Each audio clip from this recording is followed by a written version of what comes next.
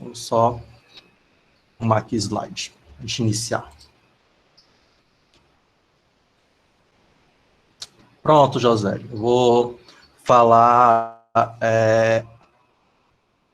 onde é que vai ficar localizado tudo, tá bom? A aula de hoje é a aula inaugural, então vocês vão saber todos esses detalhes de aula, de slide, de cronograma, tá? Tudo vocês vão estar cientes na aula de hoje. Eu costumo dizer para os meus alunos que a primeira aula é a aula mais importante que existe, tá? Que eu dou todos esses detalhes aí, tá bom?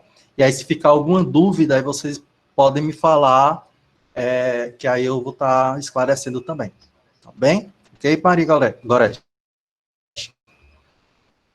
Perfeito, pessoal. Nosso curso, tá? Se chama Aprendendo Lógica Estrutural e LaTeX, tá bom? Provavelmente muitos de vocês devem conhecer uma coisa, ou não conhecer outra, ou não conhecer nenhuma das coisas. Enfim, não importa, tá? Aqui a gente está para o quê? Para aprender, tá bom? Então, cheguem aí sem medo de ser feliz, que o que vier vai ser lucro, tá bom? Tenho certeza disso. E aí vocês não vão estar perdendo aqui o sábado de graça. A ideia é que seja um sábado bom, produtivo, leve, tá bom? E aí eu espero a colaboração de vocês para que isso aconteça também. Lógico, né? Então, vamos lá. Nossos encontros, tá, pessoal? Em virtude da pandemia, e até foi um momento oportuno, né?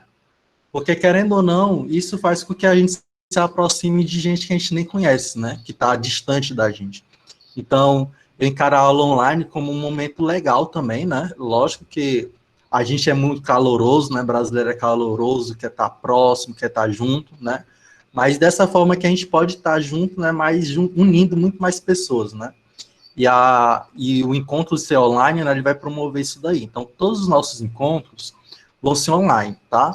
O bom desse curso é que tem uma ferramenta que a gente pode trabalhar com LaTeX, que eu posso estar acompanhando vocês, né? E aí, por isso que fez com que ele seja possível, né, esse curso de extensão de ser realizado tá? Então, nosso encontro é todos online. A gente estabeleceu que os nossos sábados, e 3 às 5 horas, né, das 15 às 17 horas, tá bom? E aí, eu acho que não vai ter nenhum feriado no sábado, né? Mas se por acaso tiver um feriado no sábado, vai pular, tá bom? Vão ser 11 sábados no total, tá bom?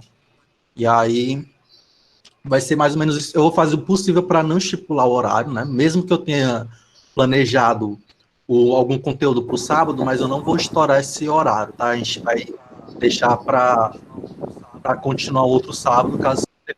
Então, nossos aulas vão ser os sábados de 15 às 17 horas, tá? Antes do horário, vocês já podem estar entrando, tá? Estão ouvindo bem? Ok? Antes do horário, vocês já podem estar entrando, tá? Uns 15 minutinhos já estou abrindo a sala, e aí vocês já podem estar entrando, que usualmente eu começo pontualmente, tá? Então, às 15 horas a gente começa em ponto, tá? Pronto.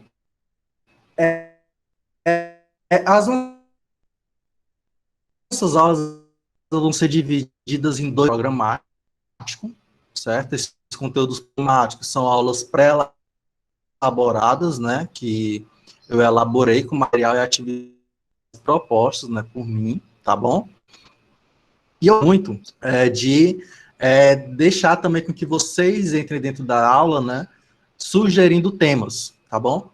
Então, existe também a aula de conteúdo dinâmico, tá? Nessa aula de conteúdo dinâmico ou misto, né? A gente vai ter aí um conteúdo criado por vocês mesmos, ou seja, em cima das dúvidas que vocês tiveram. Então, professor, estou com dúvida nisso, nisso, nisso. E aí eu vou e pego alguns conteúdos, né, que vocês sugeriram e coloco na aula de conteúdo dinâmico, tá? Pode acontecer, né, como eu falei, que eu comecei um conteúdo e não concluí. Aí eu deixo essa parte que faltou de concluir para começar na aula de conteúdo dinâmico, tá? Mas a ideia é que vocês colaborem junto comigo durante as aulas, tá bom? Legal? Beleza. A gente vai fazer também frequências durante essas aulas, tá bom? Então, vai ter um formuláriozinho de frequência.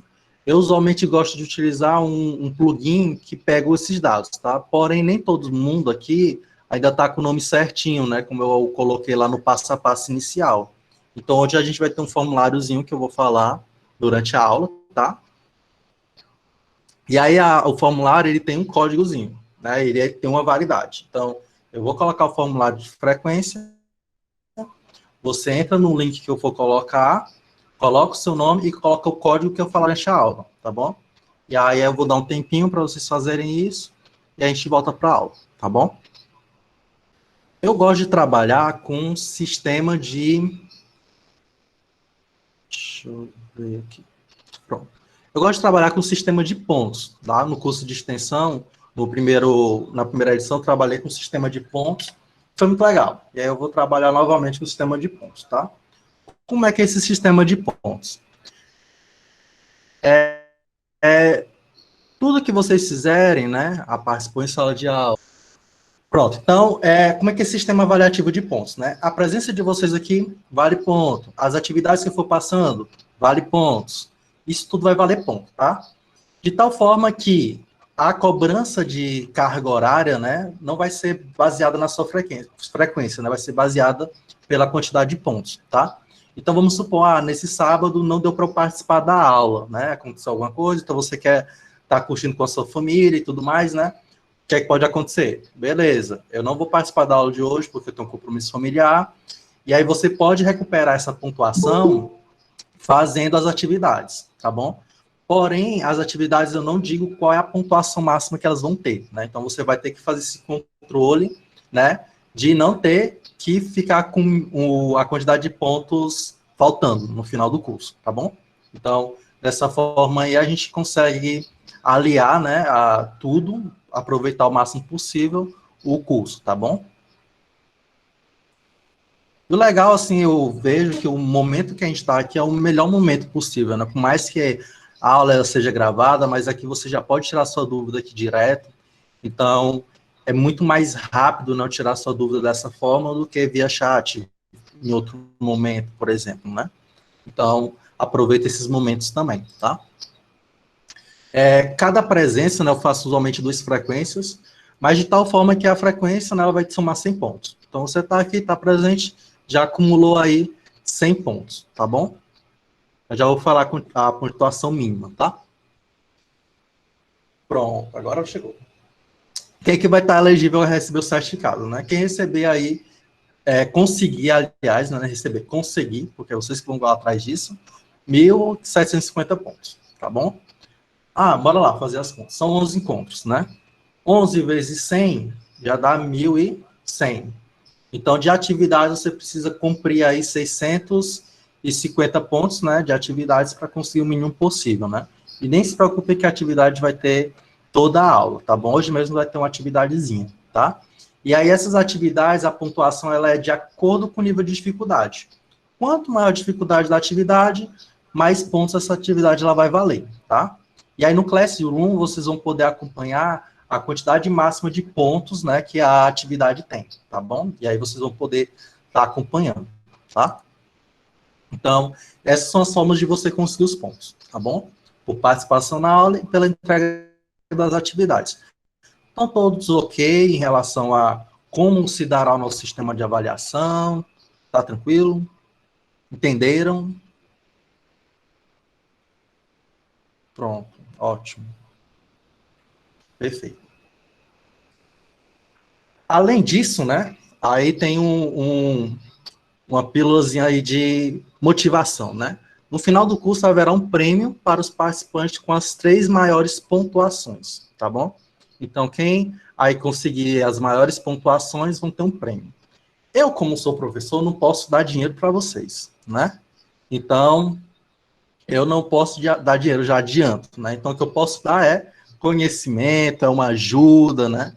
Então, para quem conseguir as 3 maiores pontuações, eu vou estar aí trabalhando na revisão de um trabalho seu, um trabalho científico seu, tá bom? Então, se é um artigo, se é um TCC, se é uma dissertação, eu posso estar trabalhando na revisão, né? Dando sugestões, ajudando, tá? Então, dessa forma aí, eu com certeza eu vou ajudar, tá bom? Maria Clara já falou que já vale demais. Perfeito, tá? Então, esse vai ser o prêmio para as 3 maiores pontuações, certo? As atividades, algumas atividades, elas vão exigir um mínimo, né?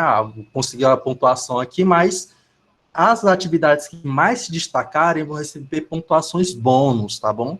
Então, vamos supor, coloca uma atividade que ela vale 100 pontos. Se a atividade for muito boa, além daquele 100, eu vou registrar uma pontuaçãozinha bônus para você, tá?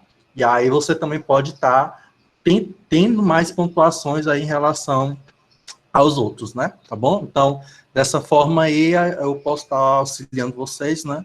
E me ajudando também, né? Que eu vou entender um pouquinho também do trabalho aí de vocês, tá bom? Justo? Perfeito? Não, com certeza vai sair, Thiago. Vai sair trabalho de todo mundo aí. Pode falar. Você pode ser de outra área. Pessoal, pode ser de qualquer área, tá bom? Eu sou da área da ciência da computação, né? Mas eu já cheguei a revisar alguns trabalhos de outras áreas, da área das humanas também, então, tranquilo, pode ser de qualquer área, tá bom? Isso daí, para mim, vai ser desafiador, né? Mas tô aceitando, tá bom? E pode ser em outro momento, tipo próximo ano? Pronto. Essa revisão, ela não tem data de expiração, né? A menos que aconteça alguma coisa comigo, Deus o livre, né? Mas tá valendo, tá? Não tem período. Ah, daqui a 2 anos eu vou precisar da sua ajuda, professor. Beleza, daqui a 2 anos é só entrar em contato por e-mail que a gente conversa, tá bom? Então não tem prazo, tá bom? Até porque do primeiro período também, né, do primeiro edição, o pessoal ainda não entrou em contato comigo, né? Ainda não precisou. Então, é a qualquer momento. Ah, meu primeiro período é agora. Eu só vou ter um TCC ou fazer um artigo daqui a 4 anos. Beleza, daqui a 4 anos a gente conversa. Tá bom? Não tem problema algum. Peraí, só um instante.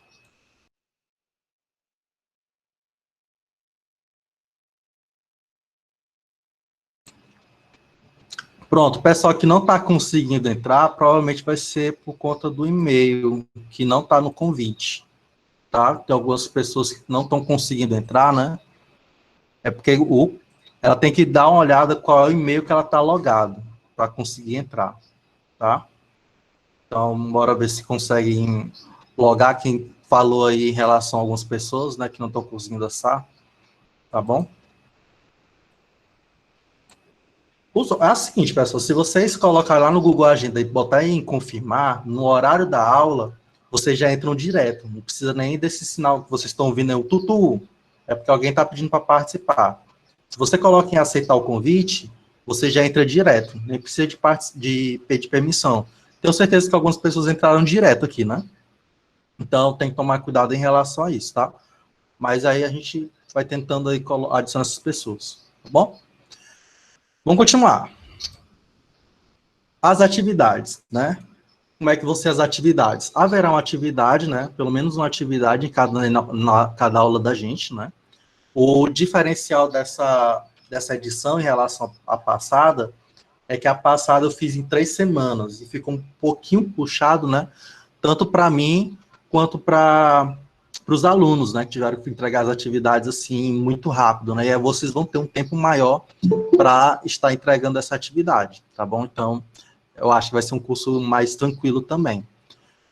O curso tem vínculo com alguma instituição? Sim, esse curso, ele tem vínculo com a UESP, tá bom? Eu sou professor efetivo da UESP, tá? Na área da ciência da computação, e aí os certificados serão justamente expedidos pela Prex, né? Pelo programa de extensão aqui da UESP, né? O órgão responsável pelos programas de extensão, né? Extensionistas, tá bom? Então, é a UESP, tá? Tá junto comigo, né? Promovendo, né? Esse curso para vocês, tá? Então, toda atividade, né, a quantidade de pontos vai ser informada, tá? Então, vocês vão ser informados como, professor? Lá na atividade, né? Então, quando vocês me entregam, né, a atividade, eu coloco a pontuação e vocês já têm ciência da pontuação que vocês receberam ali, tá bom? Então, em todo momento que vocês forem fazer essas atividades, vocês já vão ter aquela pontuação lá, tá bom? Quanto ao prazo, tá? As atividades, elas têm um prazo, tá, de entrega, certo? Então, vai ser um prazo longo, folgado, tranquilo para você refazer a atividade, tá? Até porque eu preciso de um tempo para verificar a sua atividade, né? Então, se eu não colocar um prazo, eu não vou ter controle das atividades, né, de quem está entregando e tudo mais, só sou eu, né? Praticamente. Então, eu preciso de um tempo para corrigir as suas atividades também. Então, a gente vai sempre ter um prazo de entrega também, tá bom? Uma coisa um pouquinho de vocês, né? Eu estou começando a falar aqui de mim, né, e tal. Mas vocês estão da onde? Coloquem aí na mensagem o curso, a cidade que vocês estão, a instituição. Coloque aí só para eu conhecer um pouquinho. Olha, tem de filosofia aqui, Parnaíba, medicina, da Uninova FAP, da matemática, da geografia, né, Teresina. O Felipe deve ter feito uma propaganda de mim aí, da filosofia daqui, né, que ele falou que não entrar uma galera aí. Opa, da computação também. Temos professores, né? Eu fico até com medo de ter professor aqui. Com medo e motivado ao mesmo tempo. Vai ser massa. Tem da história. Opa, ciência da computação de Piripiri. Biologia de Parnaíba também, né? Opa, inglês, letras em inglês, administração. Caraca, muito massa. Muito bom. Então tem gente aí de todo lugar. Perfeito. Agronomia. Pronto, a gente faz mestrado, né? A gente já é graduado. Massa, muito bom. Professor de física, mestrando em elétrica na Federal do Piauí. Cara, muito massa, muito bom. O legal, pessoal, é que o curso ele não é direcionado a um curso específico. Não é da área de exatos, não é da área de humanos, é geral. Geral junto, como diz um professor de dança que a gente conheceu lá no Rio. Tá? Perfeito, show. Então, tenho certeza que vai ser uma experiência boa para todos nós, tá bom? Então, vou conhecer um pouquinho da área de vocês um pouquinho da minha, tá? E a gente vai promover essa interação legal, tá? Isso aqui é o massa. Perfeito? Bora lá, continuando. Então, nossas aulas, tá, pessoal? Elas são todas vão ficar disponíveis no Classroom, tá? Então, as atividades vão ficar no Classroom, a curadoria, né? O que é a curadoria? É as materiais que eu vou colocar no curso para vocês, vou ficar por lá, né? A ideia é a gente concentrar todo o material por lá e conversar por lá também, tá bom? Então, a gente vai se socializar por lá, tá? Então, eu organizei o nosso Classroom, né, em 4 sessões, tá? Para ficar mais fácil o acesso. Então, a gente vai ter uma sessão, né, que vocês já devem ter visto, quem já acessou a sala, né, de informações gerais, tá? Essas informações gerais são informações úteis para todo o curso, tá?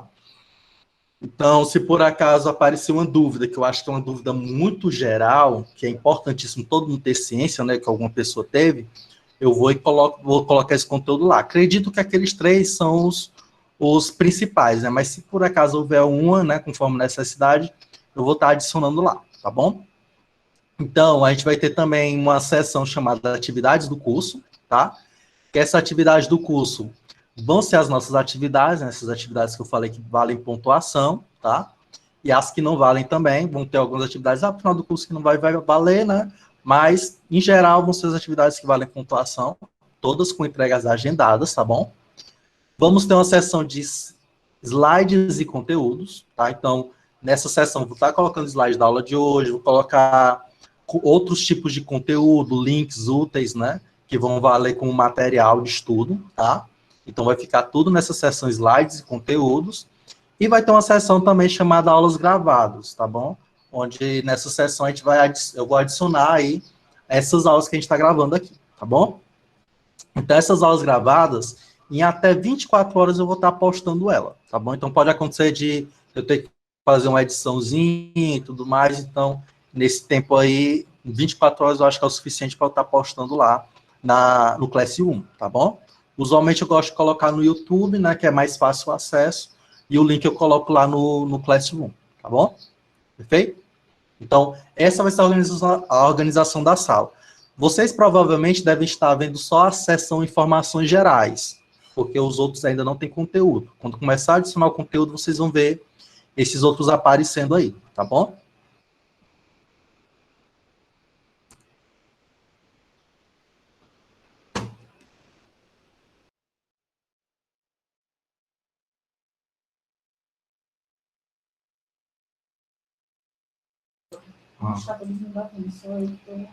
Perfeito? Passando aqui, conteúdo, tá? Qual é o conteúdo programático, né? Alguém perguntou aí, né? Pessoal, nosso conteúdo programático, ele vai ser um misto, tá? De duas coisas. Tanto na parte de escrita, tá? Quanto na parte do LaTeX, tá bom? Então, o que é que a gente vai ver de lógica estrutural textual, né? A gente vai ver o método lógico, o que é uma lógica de texto, quais são as ferramentas estratégicas para escrever um bom texto, como elaborar uma conclusão, resultados, métodos de discussão, objetivos, introdução, entender como fazer citações, né? Resumo, estilo, como fazer um título, né? O que é que deve conter o título e finalizações. Atenção, atenção, aqui não é um curso, tá? De regras da ABNT, tá? Só para deixar bem claro. Aqui eu não vou ensinar como é que é margem, recuo, como é que vai ficar 3 centímetros à direita, 3 centímetros à esquerda, fonte pequena, fonte grande. Esse não é o objetivo do curso, tá? O objetivo do curso é a gente entender como trabalhar algumas seções que estão presentes na maioria dos trabalhos científicos, tá? O que é que eu vou botar no título? O que seria interessante colocar ou não colocar em um título? Como conectar as ideias de forma melhor? Como fazer uma conclusão bem feita, tá? Então, tudo isso daí a gente vai ver durante o curso, tá bom? Então, não é um curso para ensinar a regrinha, tá? É um curso para vocês entenderem como fazer algumas coisas de forma lógica, tá? Então, isso é um diferencial do curso, tá bom? Que muita gente gostou lá na primeira edição, tá? Espero que vocês gostem, tá? Esse curso, ele é todo pautado em um livro, né? Do Gilson Luiz Volpato, tá? Esse livro aqui, ó. Esse é o livro que eu estou seguindo, tá? Então, quem quiser adquirir esse livro aqui, depois eu vou estar colocando também no Classroom o nome direitinho, né? No slide da apresentação tem a referência também, tá? Vai estar lá no slide que você pode conferir, tá? Então, essa organização aqui é toda seguindo, né, o livro, e eu vou dar algumas opiniões pessoais também em relação a isso, tá bom? Então, esse é o objetivo aí da lógica estrutural, né? Textual, que a gente vai trabalhar, tá bom? Perfeito? Então, vamos lá. Pronto, perfeito. O que é que a gente vai ver no LaTeX, tá? LaTeX, pessoal, para quem não sabe, ele é uma ferramenta de escrita, tá? Que é utilizado em muitos eventos científicos também, né? Para editar tudo. Para você fazer desde um texto a fazer um banner, tá? Em um evento científico. Então, ele serve para muita coisa. O Anderson colocou que assistiu a uma palestra, né, do webinário da UESP do Volpato, foi excelente. Pessoal, esse cara é genial mesmo. Eu tive o prazer, né, de estar ao vivo, né, em um seminário dele, né, 16 horas, se eu não me engano, foram 2 dias, né, que ele praticamente falou sobre o que a gente vai ver no curso, tá? Só que eu estou alongando mais, né, colocando mais informações, mas dicas muito úteis, muito boas. E é assim, quando você começa a entender como ele pensa a redação científica, meio que abre a mente para você, né? Eu acho que uma das maiores dificuldades que a gente tem quando vai escrever é aquela coisa, o que é que eu vou escrever? Como começar? Como estruturar, né? E aí isso a gente consegue observar de forma mais lógica, de forma mais tranquila, quando a gente entende alguns pontos, né? E esses pontos a gente vai trabalhar durante esses sábados, tá bom? Então, perfeito, Anderson. Tem um canal dele também, né, o Givec, que de vez em quando tem algumas palestras, tem cursos lá que ele faz, né? Então, recomendo, tá? No LaTeX, o que a gente vai ver, né? Então, a gente vai ver como criar um documento, tá? Como formatar esse documento, né? Aquela coisa que eu falei, né? De 3 centímetros, você pode formatar de forma que quiser. E o legal é o seguinte, pessoal, vocês vão ver que o quanto é fácil formatar um documento no LaTeX sem aquela dor de cabeça, tá? Uma coisa que eu tinha muita dor de cabeça quando trabalhava no Word, por exemplo. Como eu coloco numeração na página direitinho para que não apareça uma numeração numa página ou em outra. Aqui você vai fazer de forma tranquila, tá?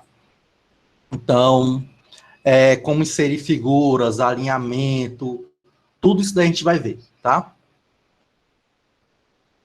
Pronto, Matheus, é para qualquer coisa, tá? Para TCC, para artigo, para dissertação, para tese de doutorado, serve para tudo, tá?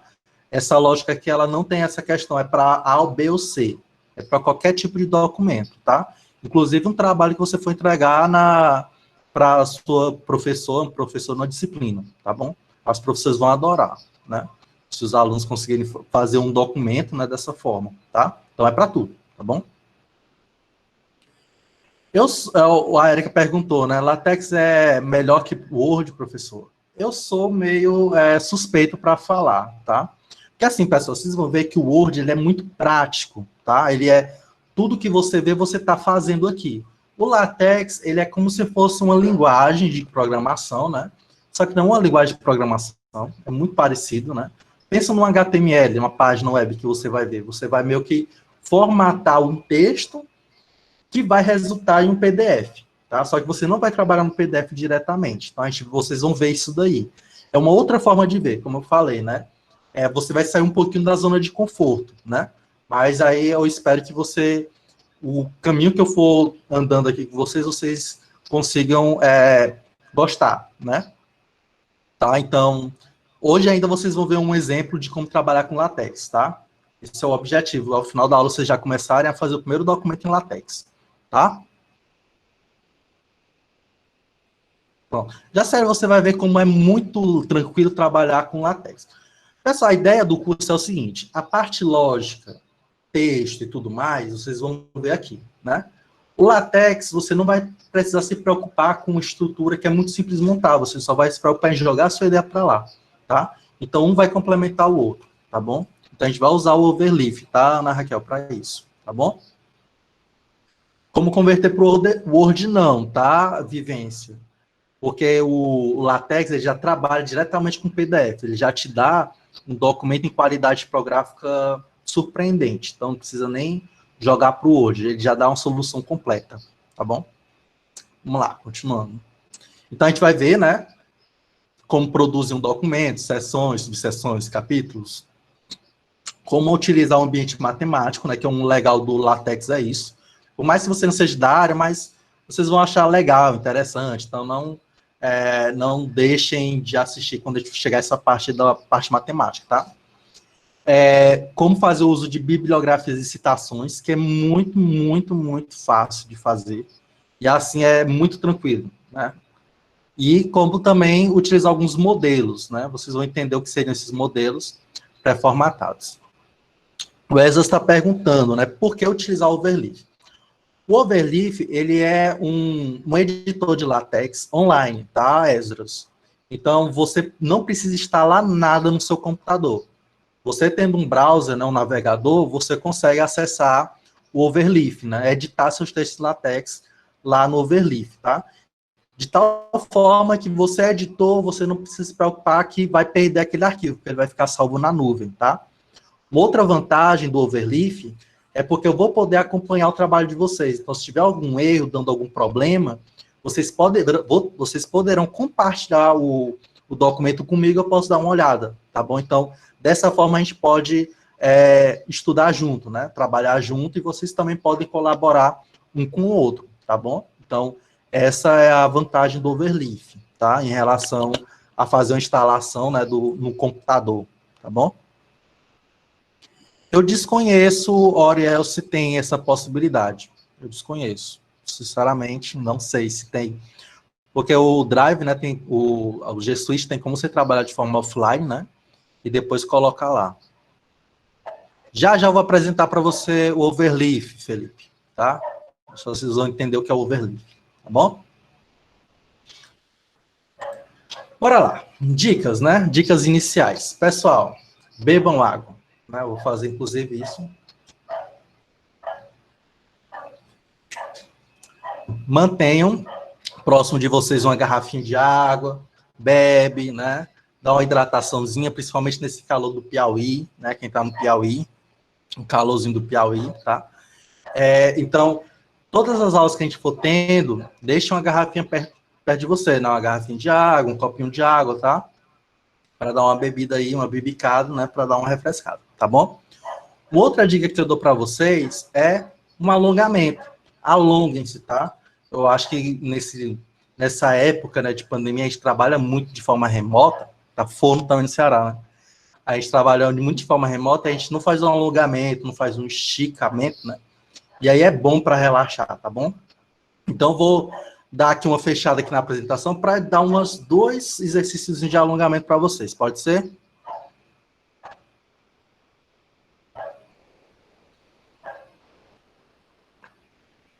Mas só vai se vocês fizerem comigo, tá? Então, todo mundo tem que fazer comigo também. Tá bom? Deixa eu botar aqui a minha câmera só.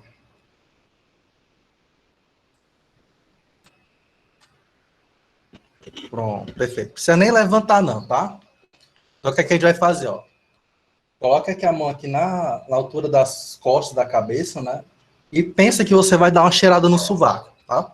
Espero que você esteja aí cheiroso, botou aí um desodorantezinho, né? Então, ó, olha aqui em direção à altura do sovaco, tá? E faz só uma leve flexão aqui, ó. Tá? E aí vocês vão aumentando essa flexão e contando de 1 até 5, tá bom? E aí, dá mais uma puxadinha, tá? Direção abaixo. E mais um pouquinho, né? Até sentir aqui um estiramentozinho. E aí se conta até 5, tá bom? Perfeito. Não precisa forçar demais, tá? Vai para o outro lado também, repete, tá? Primeiro começa devagar, depois dá mais uma puxadinha. Deixa só o peso do braço agindo, não precisa dar muita força, tá?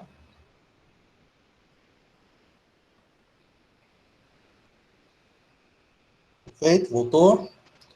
Bora mais uma vez? Lado. E teve um que estalou aí. Tapou de nada, rapaz. É só porque não exercita. Um pouquinho. Demora uns 5 segundos. Respira.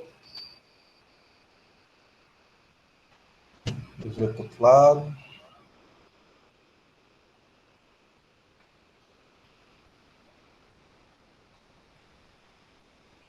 Bom, né?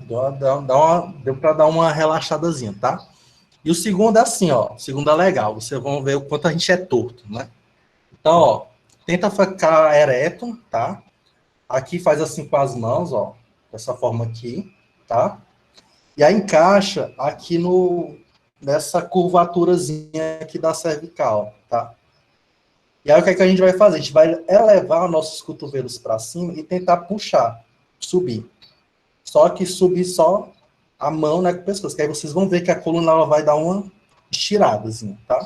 E aí mantém por um tempinho, tá bom?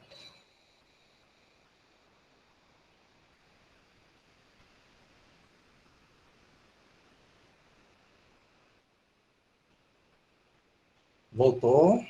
E aí faz mais uma vez. Eu senti aqui a coluna daquela, tá? Então, muito bom.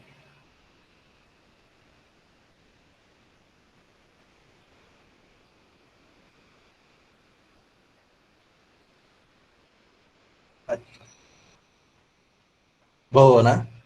O Ed tá bebendo um vinhozinho para relaxar.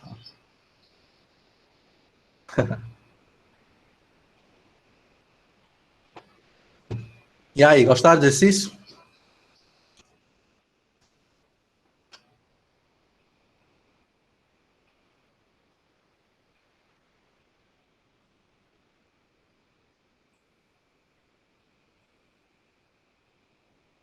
Pronto, aí durante as aulas, tá? Se eu não lembrar, né, vocês podem até dizer assim, professor, bora dar uma alongadinha, tá?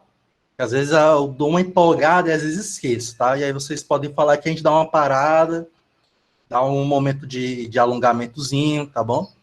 Para relaxar, né, para continuar o curso, tá bom? Então, se eu esquecer, me fala, mas a gente vai dar um tempinho para fazer isso daí, tá bom? E aí, até nessas horas, você vê aqui, o rapaz, o quanto eu sou torto, né? Que chega a dar uma esticada aqui na coluna.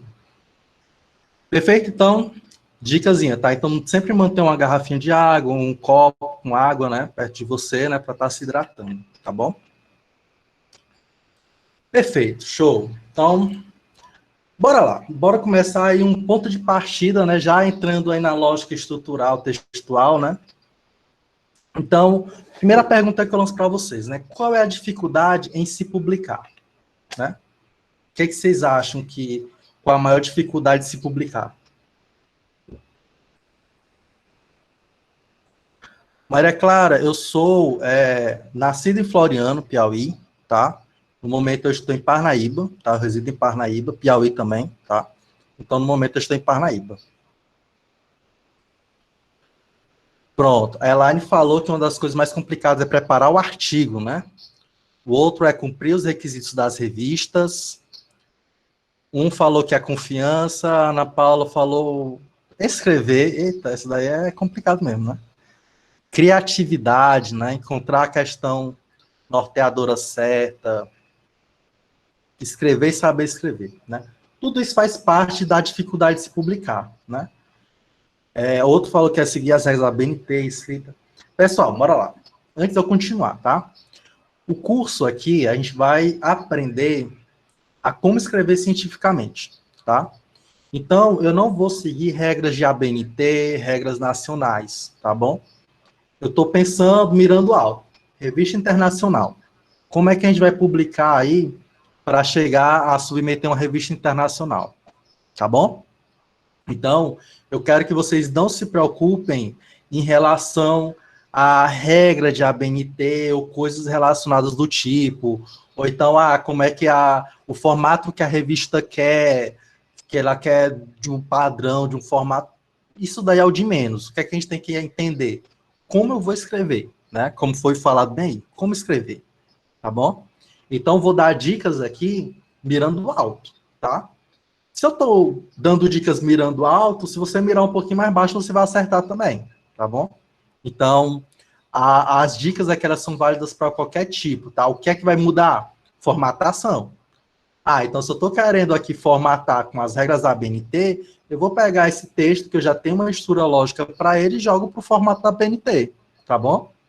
Com o uso do impessoal e tudo mais. Mas eu vou me focar aqui em revistas internacionais. O que é que as revistas internacionais, elas mais cobram, tá? O que é que elas querem ver no teu trabalho, tá bom?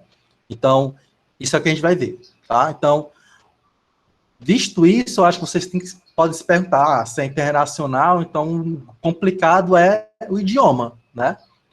Então, a maior dificuldade de escrever é porque eu não sei inglês, é porque eu não sei espanhol, né? Tem algumas revistas aí, algumas áreas que é em espanhol, né?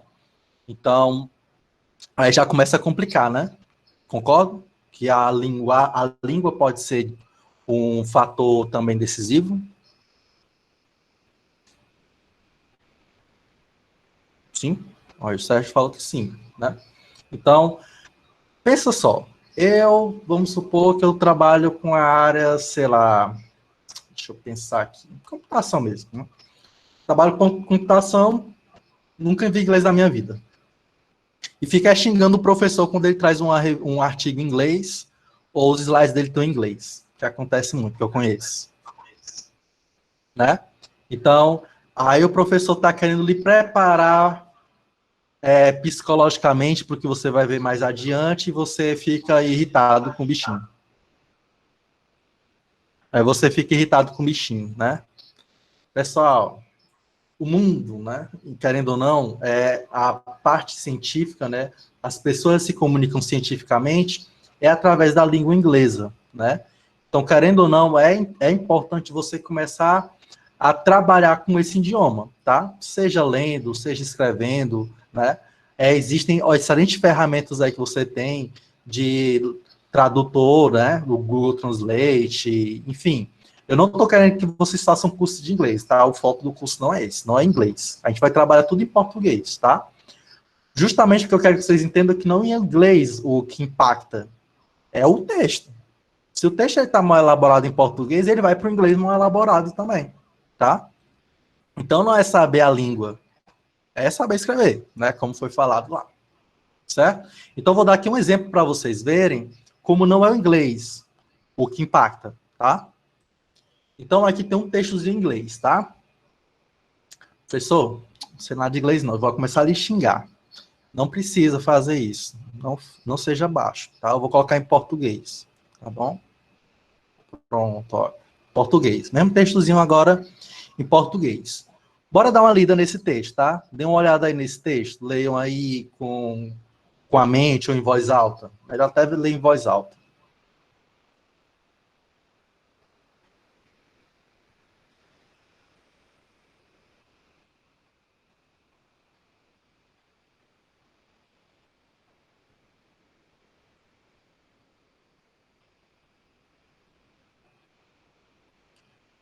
E aí, alguém identificou alguma coisa estranha nesse texto que não tá legal?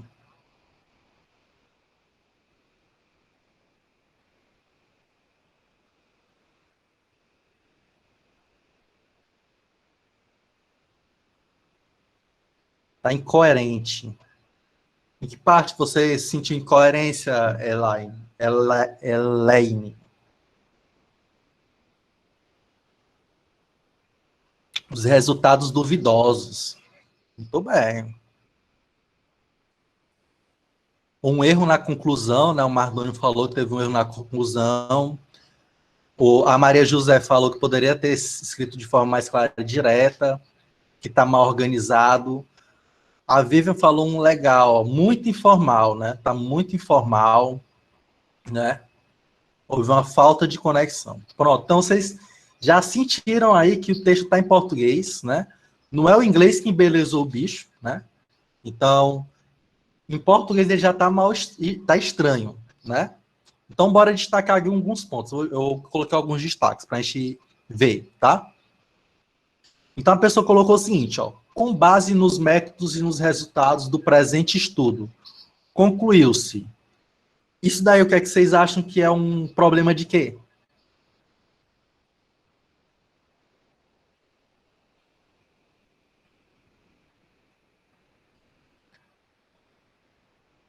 Não, nem tanto pontuação.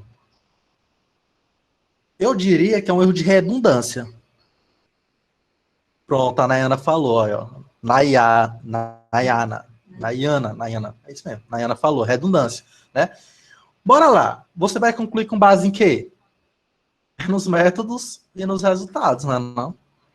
Então é redundância, tá? Então, texto redundante. É aquele vulgo encher linguiça, né? O pessoal vai lá encher linguiça, que eu tenho que colocar aqui, fechar essa frase aqui, aí começa a escrever coisas redundantes, tá? Então aqui já teve um errozinho de redundância, tá? Isso daí, pessoal, todos nós estamos, temos possibilidade de fazer isso daí. Quem nunca fez um negócio desse, né? Nem quem nunca, né? Então tenho certeza que vocês já fizeram, eu já fiz, eu, eu digo mesmo que eu fiz, tá? Então, a gente tem que pensar nessas coisas que podem ser redundantes, porque isso daí fere a lógica textual. Existe uma lógica textual, tá? O que seria correto, né, Sérgio Luiz? É você só dizer assim, conclui-se tá, tal. Não precisa ficar repetindo informações, né? A menos que, se você quiser concluir com base em algo novo, né? Com base em algo novo, aí você não vai dizer que foi com base nos métodos e resultados. Você vai concluir utilizando uma outra base metodológica que a gente vai ver daqui a pouco. Aí sim, mas algo lógico, aí já não é, já é redundante, né? Você tem que colocar informações novas, tá? Bora ver outra coisinha aqui, né? Pronto. O que é que eu estou destacando aí? Ó? Concluiu-se, os autores estavam muito familiarizados, puderam ser reinterpretados. O que é que eu destaquei aí? Alguém falou mais anteriormente sobre isso daí. O que seria isso?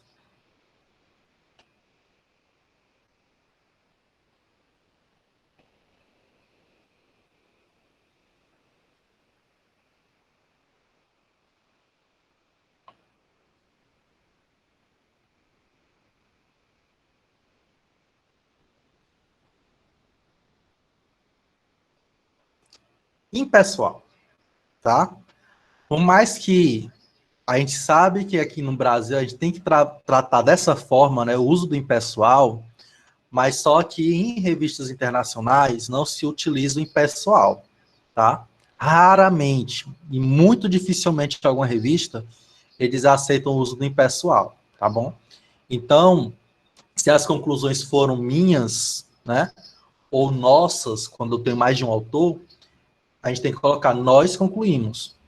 Porque assim, pessoal, de acordo com a interpretação, a gente não vai entender de um texto o que vai ser concluído, tá? E tem que ficar bem claro para o leitor o que é que teve como conclusão aquele trabalho, tá bom? Justamente, Elaine. Elaine. Elaine. Eu vou pegando o nome de vocês, tá? Justamente, Elaine. As revistas internacionais, vocês se utiliza a primeira pessoa, ou terceira pessoa, né? Eu ou nós, né? Então, por quê? Porque os autores é que tiveram aquelas conclusões. Eles chegaram àquelas conclusões, tá? Então, às vezes, você lê um artigo, você não vai ter de cara, né, a impessoalidade de saber a conclusão que aconteceu ali, né? Tá?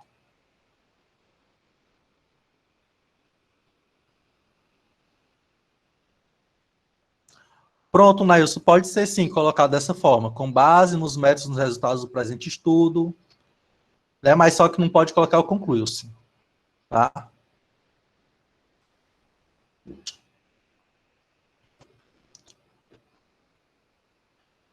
Pronto, Cristiano, porque é o seguinte, o que se vê nos cursos de metodologia principalmente é como se inscrever para o Brasil, tá? Como se inscrever no Brasil. No Brasil utiliza-se muito a impessoalidade. Tanto é que é uma coisa que quando eu saí eu comecei a lecionar, né? Eu senti um pouquinho de dificuldade, porque eu estava vindo do mestrado, né? E os artigos eram todos escritos em primeira e terceira pessoa. Aí eu fui pegar uma orientação de TCC e eu coloquei para escrever tudo primeira e terceira pessoa. Eu ou nós, né? E aí tomou bomba na revisão lá, porque estava muito disso, né? Então, é uma coisa que é institucionalizada, né? É local, isso, tá bom? Então, o uso da impessoalidade, a impessoalidade, né, é mais característica do Brasil, né? Isso é o que acontece quando você vai escrever fora. Você pensa que é a mesma coisa, mas não é, tá bom? Então, tem que tomar cuidado em relação a isso, do uso impessoal, tá? Então, o pessoal está corrigindo aí a parte do concluiu-se, né? O estudo mostra que, perfeito, Francisco, pode ser substituído, tá? Então, o ideal é você não colocar numa conclusão, uma parte conclusiva, né? Até a palavra concluir, né? Porque o concluir você já está dizendo que vai concluir alguma coisa, né? Com base em quê? Tá? Já se sabe. Você já falou antes, aí você já vai só finalizar, tá bom?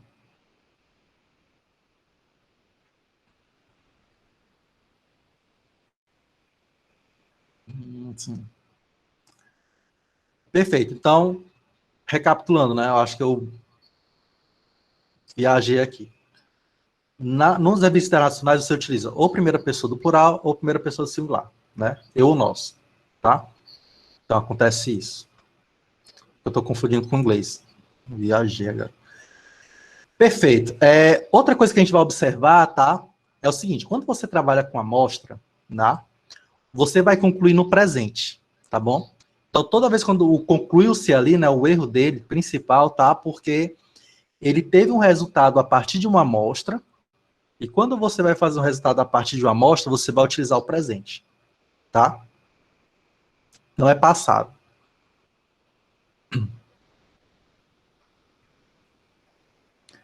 Nailson, não necessariamente, tá? Essa parte seja computação ou qualquer outra área, né? Ele falou assim, ó, na área da computação,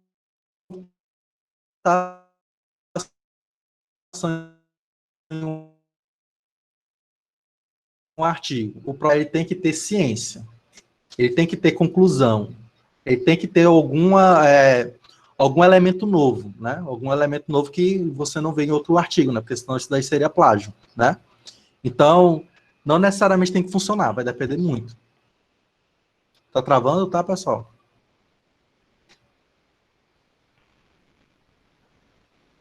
Pronto, bora lá. Vou repetir, tá? A informação.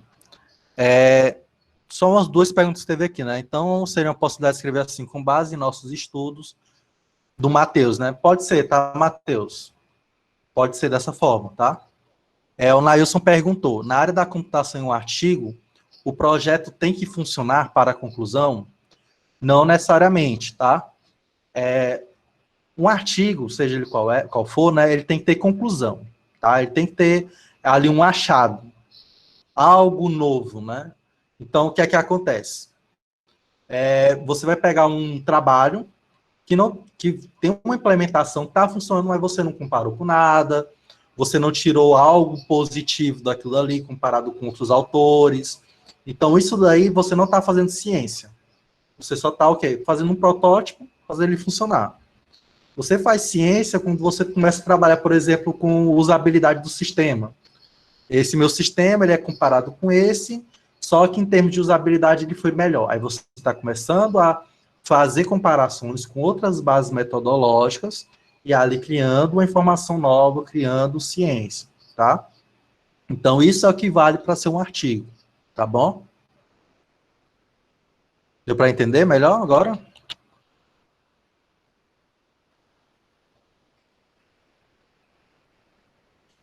E aí a outra coisa, né? Um outro destaque. Condução da interpretação dos resultados. Quando eu falo provaram a verdade. Meu irmão, esse cabo se garante, né? Para provar a verdade, né? Então, muito cuidado com essas palavras muito fortes, né? Então, uma alternativa seria o quê? Aqui mostramos que o contato social é fundamental para a qualidade de vida do idoso, tá? Então, você mostrou. Quando você disse que mostrou, é porque o quê? Você concluiu aquilo dali, aquele fato, tá? Então, uma alternativa melhor do que provaram a verdade, né? Quem é que é o dono da verdade, né? Complicado a gente ser o dono da verdade, né? Então, muito cuidado com essa direção, né, dos autores, né? Uma palavra que eu utilizava muito, né, era o notou-se, note que. Esse note que não é muito legal para não utilizar, tá? Que é como se estivesse forçando a pessoa a notar aquilo ali, tá? Então, é bom também evitar. Tem algumas palavrinhas que é bom evitar, tá bom? E se provar a verdade é uma delas. Certo? Então, a gente está observando que a tradução, né, não tem nada a ver, né? Os erros de conteúdo não estão relacionados. A tradução e erro de conteúdo não está relacionado. Lógico que existe uma vertente que diz que é bom você saber o inglês para pensar em escrever em inglês. Sim, eu não tiro essa verdade, né? Mas se você escreve bem em português, você pode contratar um tradutor, uma pessoa que trabalha com inglês, para traduzir seu texto, que ele vai ficar bom, tá? Desde que você tenha escrito bem o mesmo, tá? Então, a qualidade de conteúdo ele vai preceder, né, a forma da gramática, o estilo, tá? Então, a revista ela pede nesse estilo aqui, beleza, você vai formatar naquele estilo que tá pedindo, tá? A Elidiane, né, falou, na ciência tudo é passivo de dúvida, perfeito. Você pode chegar a uma conclusão por algumas bases metodológicas e mais lá na frente ele pode ser refutada pela própria ciência, né? Então, a ciência ela pode tanto ser um fator que vai lhe agregar valor, né, como ela pode derrubar um fato e criar algo novo, tá? Então, a ciência tudo é passivo de dúvida. Perfeito, tá bom? E aí vem a pergunta, né? De onde vêm os erros de conteúdo e de estilo da escrita? Então, ele vai vir o quê? Da ciência e da ciência da computação. Então, às vezes, a gente não entende ainda o que é fazer ciência, tá? O que é se comunicar, tá? Porque, para falar a verdade, era para ser muito simples, né? O que a gente está fazendo quando escreve um artigo, escreve um TCC, escreve uma tese? A gente está conversando, né? Mostrando os nossos achados para a comunidade, para outras pessoas, né, da nossa área, tá bom? Então, deveria ser uma conversa, é como se fosse uma conversa, né? Deveria ser assim, tá? Então, a gente tem que agir de tal forma, né? Então, para escrever, a gente tem que entender como se escreve ciência, tá? Isso é o que a gente vai aprender ao longo desses sábados também, tá bom? E aí vem o método lógico, tá? Então, esse método lógico, como eu falei, né, ele foi proposto aí pelo Gilson, né? O Gilson Luiz Volpato, tá? E esse método, ele é aplicável a qualquer área da ciência empírica, tá? Então, das ciências formais, partindo das raízes do processo científico. Então, ele é aplicável para qualquer área, como eu falei, né? Não é só para a área das exatas, não é só para a área das humanas, da biológica, enfim, para qualquer área, tá bom?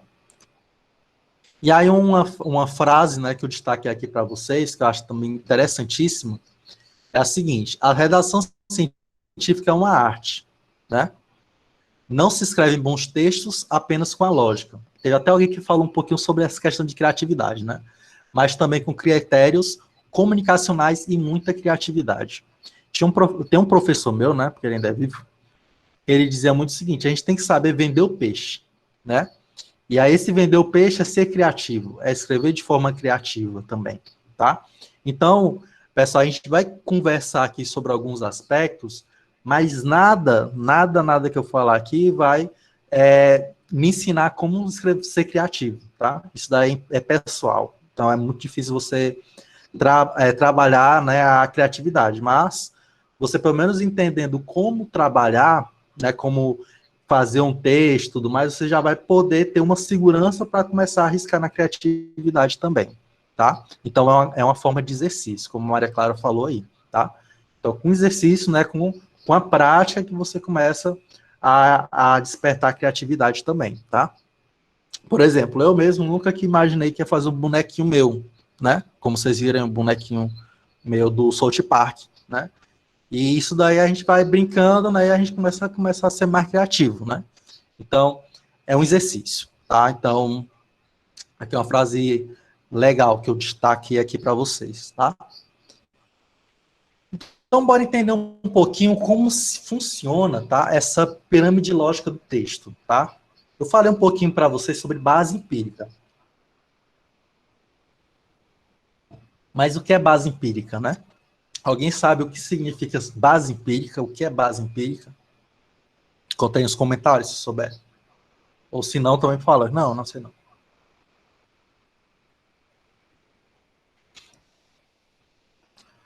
A Maria Clara falou baseada em experiência, né? Pode falar, pessoal. Assim, aqui não tem essa. Eu não estou julgando quem está certo e quem está errado, tá? A gente está para construir, tá bom? Matheus falou experiências com base na verdade, algo baseado em um processo empírico, experiências próprias, conhecimento prévio, baseado no senso comum. Pronto, perfeito. E muito do que vocês estão falando aqui vai levar para o que significa, tá? Base empírica, pessoal, é uma base que a gente pegou da ciência, do que já tem de ciência, né? Ele é muito lá da filosofia também, né? Tem muito do empirismo, né? O que é um achado. Empírico é um achado, né? Então, o que seria a base empírica? Ah, eu tenho um trabalho, um trabalho aqui, de um artigo aqui, e eu peguei uma conclusão dela, né? Essa conclusão é uma base empírica, é um achado, tá? É uma experiência que aconteceu ali. Então, aquilo ali é o que a gente chama de base, uma base empírica, tá? Então, são experiências, né? São achados, são textos, tá? O Sérgio falou, no caso da história, né? São as fontes históricas. Perfeito. Então, isso aí tudo que aconteceu. Pensa assim, base empírica é o que aconteceu, é o que a gente pode utilizar como uma base. Pensa o seguinte, vou construir minha casa, né? Como é que eu vou construir a casa? Para construir a casa, eu preciso de uma base, preciso de um ponto de partida, né? Esse ponto de partida é a base empírica. Como é que eu vou concluir do nada? É aquela questão, a gente tem que concluir com base em algo. Então, a gente tem que comparar, tem que pegar um texto, colocar nossas soluções em cima do que aconteceu com aquele texto, enfim, tá? Então, para continuar, antes de continuar, né, momento presença, tá? Então, o código da nossa aula é ciência de hoje, tá? Pode mudar, tá bom? Então, eu vou colocar aqui o link no chat. Vixe, Maria, pegou de surpresa, né? Ó, vocês vão clicar nesse link que aparece aí no chat, tá? Que tá aparecendo na tela também. E aí você vai colocar seu nome completo, tá? Como vocês se inscreveram, certo? E aí coloca o nome ciência, tá? Como código da aula de hoje, tá bom? Vou dar um tempinho aí para vocês fazerem isso, tá bom? 2 minutinhos, tá? 2 minutinhos acho que dá. E a gente continua falando sobre base empírica. Agora, já, porque vai fechar já já esse formulário.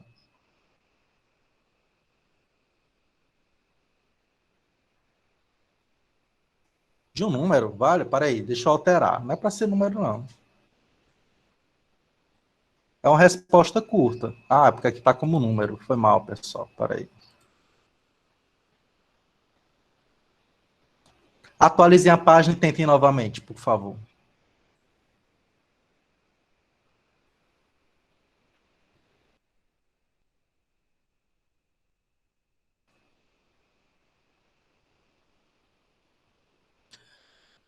Façam o seguinte, o código é ciência, tá? É o que aparece bem no slide, ciência, tá?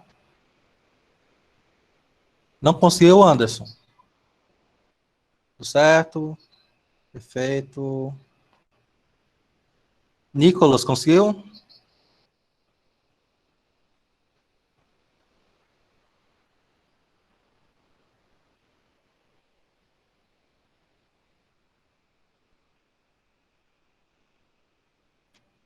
José Silva, Ana Vitória.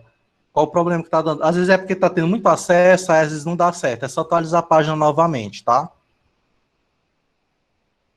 tem problema não, tá? Tendo ciência, tá de boa. Não precisa ser maiúsculo, minúsculo, tá? Eu vou deixar um tempinho, tá? E vocês vão tentando, tá bom? Não se preocupem não, vai dar certo. Vai ficar até o final da aula, tá bom? Vou terminar a aula, aí eu vou e encerro o formulário, tá bom? Perfeito? Beleza. Bora continuar. Enquanto vocês continuam escrevendo, eu vou falando, vou escutando aí, tá bom? Então, é o seguinte, como é que eu falo, como eu disse antes, né? Base empírica é o seguinte, ó. Eu tenho uma base, eu já tenho, boto sim, ó, vou colocar aqui. Eu vou falar o seguinte, eu vou desabilitar os comentários, só para ficar destacado aqui o link, aí depois eu libero de novo, tá bom? Só por um tempinho, certo?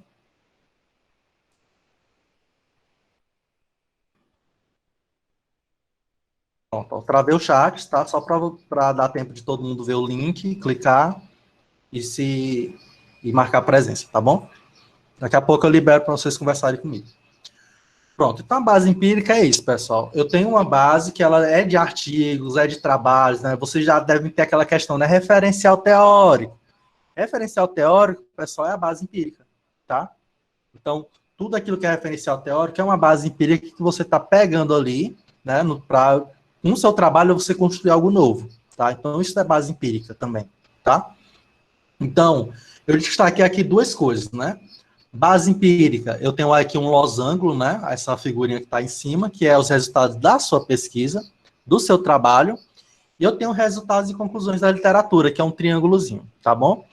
Então, toda vez quando você vai criar algo em cima de quê, né?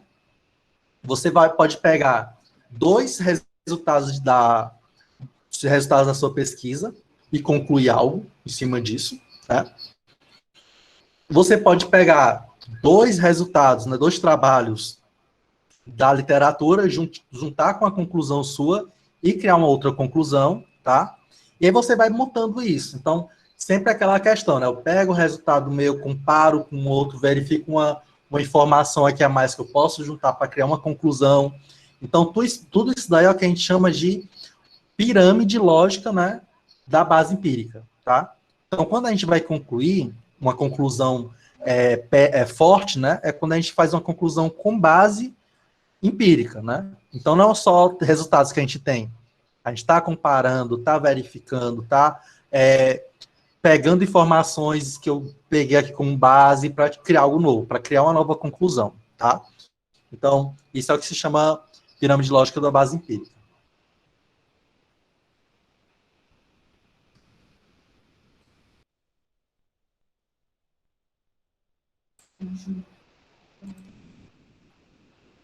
Vou colocar aqui o código, tá? Que eu acho que alguém perdeu. Ciência.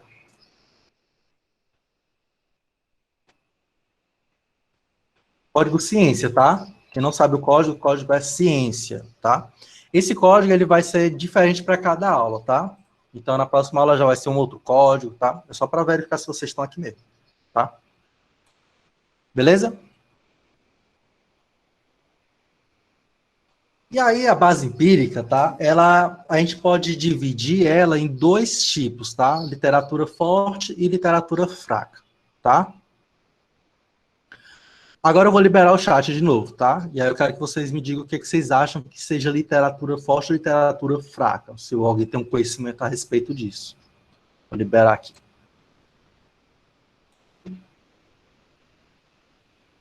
Bom, o que vocês acham que seria literatura forte ou literatura fraca? Como disse que não tem ideia.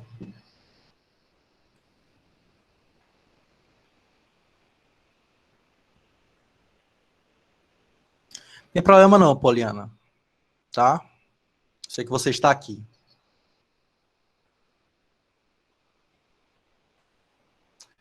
A Cristiane falou fraco sem embasamento científico. Pode ser considerado fraco. O Wanderson colocou clássicos. Fracos, o que não são muito utilizados. Pode-se dizer também que fracos é que não é muito utilizado.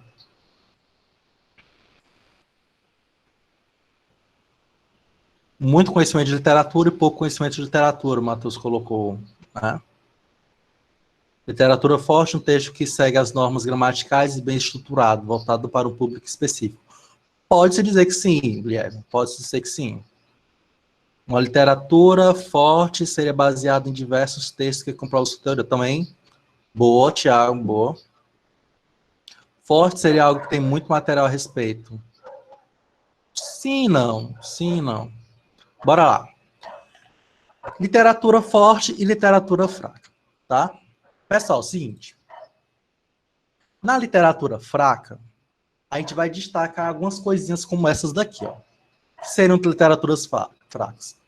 Não incluir uma base empírica da informação usada, um idioma não internacional, um resumo, né? Aqueles artigos que só são resumo, que não tem nada além do resumo, pode ser também considerado como uma literatura fraca, porque você não tem como ter mais informações a respeito daquilo. Uma tese, uma dissertação, um TCC também são considerados literatura fraca, tá? Observa só o que eu estou querendo dizer com literatura fraca. Eu vou citar no meu texto, no meu artigo, uma literatura dessas, tá? Então, se eu citar uma dessas literaturas aqui, seria uma literatura fraca. Daqui a pouco eu vou falar mais a respeito do porquê disso. Revistas fracas ou desconhecidas, artigos desconhecidos, blogs e similares da internet. Eu coloquei o canal do youtuber aí, do Whindersson, no meu TCC. Tá? Comunicação pessoal, tá? Então, esses aí são exemplos de literatura fraca. Por que literatura fraca? Lembra que eu falei no começo da nossa aula que a gente está mirando lá no alto, né? Revista internacional. Então, a revista internacional, quando eu colocar uma referência em português, os caras vão dizer assim, sim, como é que eu vou ler isso daqui? Então, isso daí já está, ó, queimando, tá?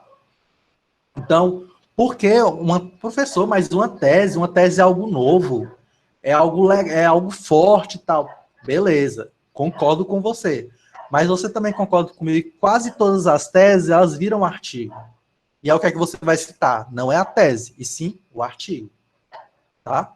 Então, quando você vai citar, você vai atrás do artigo, do inglês lá. Tá na revista internacional. Se é novo, se é inédito, meu amigo, com certeza ele conseguiu publicar na revista internacional uma tese. Tá? Então, quando a gente trabalha com literatura fraca, a gente tem que evitar esses tipos de trabalho para serem citados, tá bom? Então, beleza. Agora quebrou minhas pernas, porque eu só conheço só essas coisas aí em português e tal. Pois é, se você for trabalhar com revista internacional, aí já não vai ser bom, tá?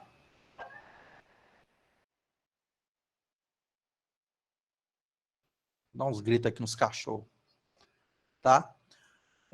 Utilizar texto da Wikipedia, né? Também é fraco, né? Também é fraco, tá bom? Então, pessoal, vocês entenderam o que eu quis dizer com literatura fraca? Pensando no viés internacional. Eu não estou querendo dizer que os nossos trabalhos, né, eles são fracos, tá? Que eles não têm ciência. Longe disso, pelo amor de Deus. Eu não estou falando isso não, tá bom?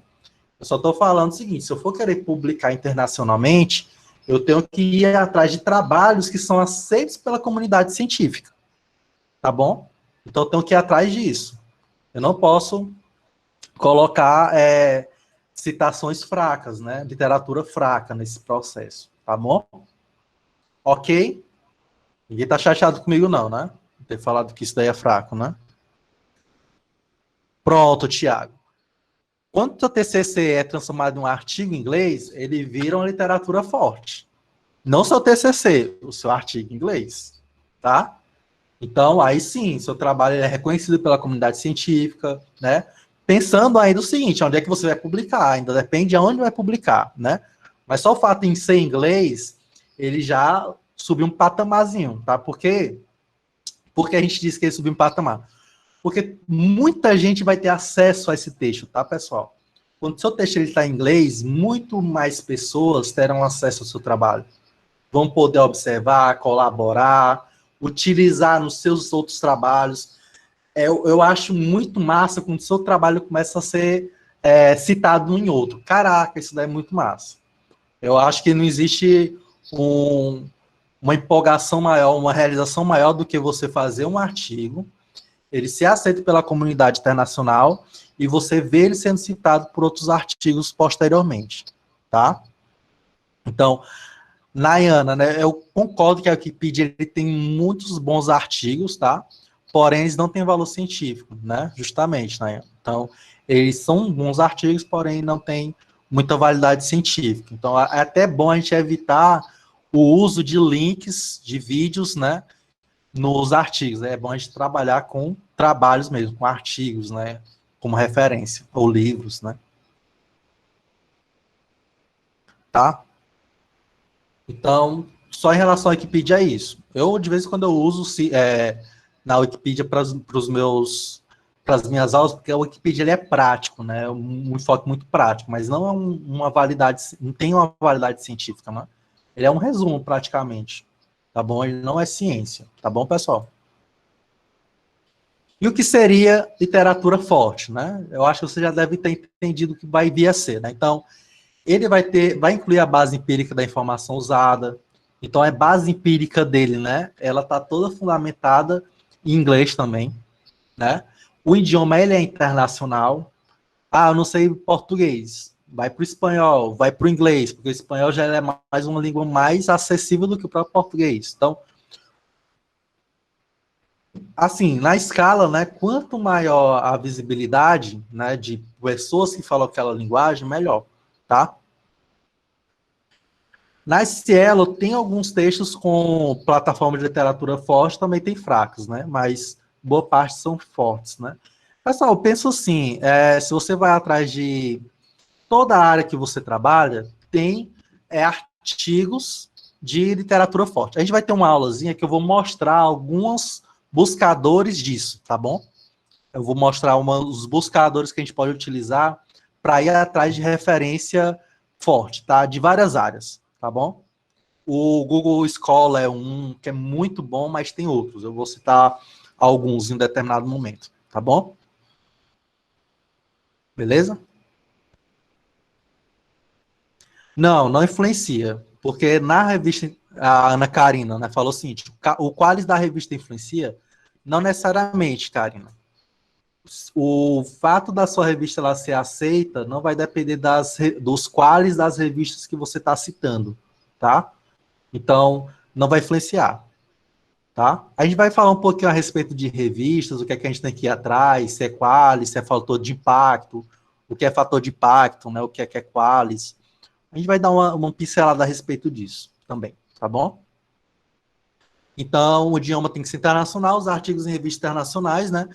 Existem revistas que são especializadas e supra-especialidades, né? O que é uma revista especializada? É uma revista que é em uma área específica, tá? Por exemplo, eu tenho uma revista na minha área que é na área de computação gráfica. A revista é só artigos relacionados à computação gráfica. Então, ela é especializada. Já tem revistas que são várias, múltiplas especialidades, né? Como a Nature, né? Eu acho que a Nature é multi-especialidade. Tem várias áreas ali na revista, né? Não sei se o nome de uma famosa que tem aqui, ela tem de várias áreas também. Alguém me ajuda aí? Tem a Nature, tem a Science, né? A Science também, ela é super especialidade. Lancet também, né? A IEEE ele tem várias revistas, né, de várias especialidades, National Geographic, pronto. Então, existem vários tipos de revistas, né, que podem ser especializadas ou possuir muitas especialidades, né? Isso não tira o critério que ela é uma revista forte, tá bom? E livros científicos conhecidos internacionalmente, tá? Então, esses são exemplos de literatura forte, tá? E a gente vai, ao longo das aulas também, ver como encontrá-los, tá bom? Onde habitam, né? Tá certo? Entendido o que seria literatura forte, o que é literatura fraca, tá tranquilo? Pronto. O que me assusta, pessoal, é o seguinte, às vezes a gente não é ser imaturo, nem ser ignorante, que eu falo, né? A palavra é de você não ter aquele conhecimento, né? É, como é que se diz? Ingenuidade. Às vezes a gente é ingênuo, né? Quando a gente está trabalhando no TCC, eu falo isso por experiência própria, tá? Isso tudo é achado próprio, tá? Que isso aconteceu comigo. Eu não tô apontando o dedo de ninguém, não, é em mim mesmo, tá? Quando eu trabalhava com o TCC, eu fui procurar uma área que eu tinha ali mais habilidade, e estava procurando em português. Não foi me dito nada de informação, olha, procura isso daí em inglês, deve ter alguma coisa relacionada. Não, era português. E as minhas referências no meu TCC tudo eram português. Sendo que se eu tivesse feito um filtro por uma palavra em inglês daquilo que eu estava procurando, tenho certeza que eu teria achado muito mais base metodológica, né? Base empírica, relacionada ao que eu estou pesquisando, tá? Então, a gente teria muito mais conhecimento, escreveria melhor, porque a gente leria textos com boa qualidade, né? Não que aqui não tenha boa qualidade, né? Mas a gente veria um texto de excelentíssimas qualidades, porque para uma revista passar em uma dessas literaturas fortes, com certeza ela passou pelo crivo de uma comunidade científica de peso, tá? Então isso faz com que aquela revista, além dela ser uma revista forte, né? Ela é uma revista bem escrita. E quando a gente lê textos bem escritos, a gente começa também a pensar e escrever de forma melhor também, tá bom? Então, como o Thiago falou, né, são revistas muito respeitadas, não é qualquer artigo que entra, tá? E se você conseguir entrar numa revista dessa, meu amigo, depois de alegria e solte foguete. Aliás, não solte foguete porque os cachorros não gostam, tá? Pronto, perfeito. Só referência em inglês, tá? Então, dessa forma, a gente vai começar a escrever textos melhores mesmo, tá bom? Não que assim, não pode ter uma referência ou outra em português, tá, pessoal? No TCC, por exemplo, mas pensou no artigo, quer mirar alto, aí você já tem que procurar referências mais interessantes, tá bom?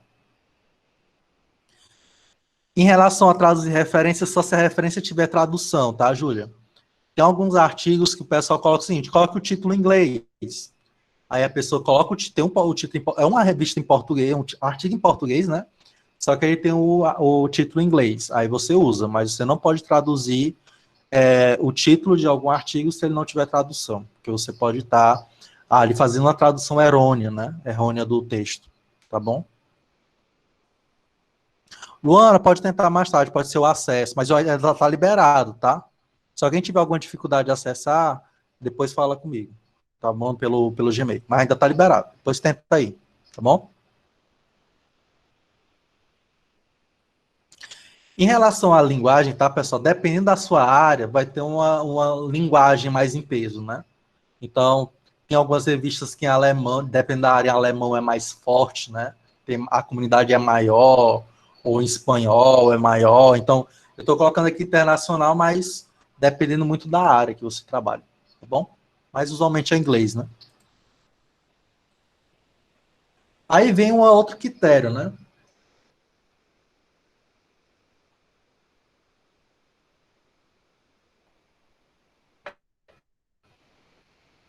Isso é uma atividade da ciência. Pessoal, bora lá. Você condicionar a publicação de um artigo à quantidade mínima de páginas, eu acho, tá? Isso fere a objetividade da ciência. Porque isso faz com que, eu tenho um resultado muito bom, só que eu tenho que escrever 6 páginas, mesmo que a minha conclusão seja ótima, seja uma novidade, seja algo impactante, mas tem que ter 8 páginas ali.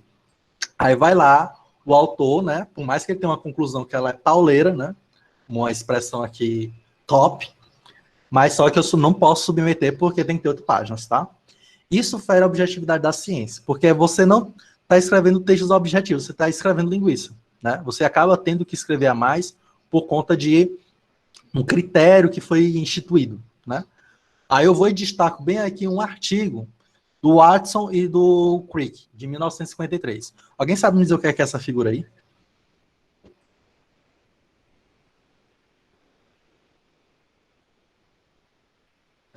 DNA. Perfeito. Esse artigo aí foi de 1953. O Watson e o Crick, né, montaram como seria a história do DNA. E sabe quantas páginas teve o artigo deles que mostrou isso daí?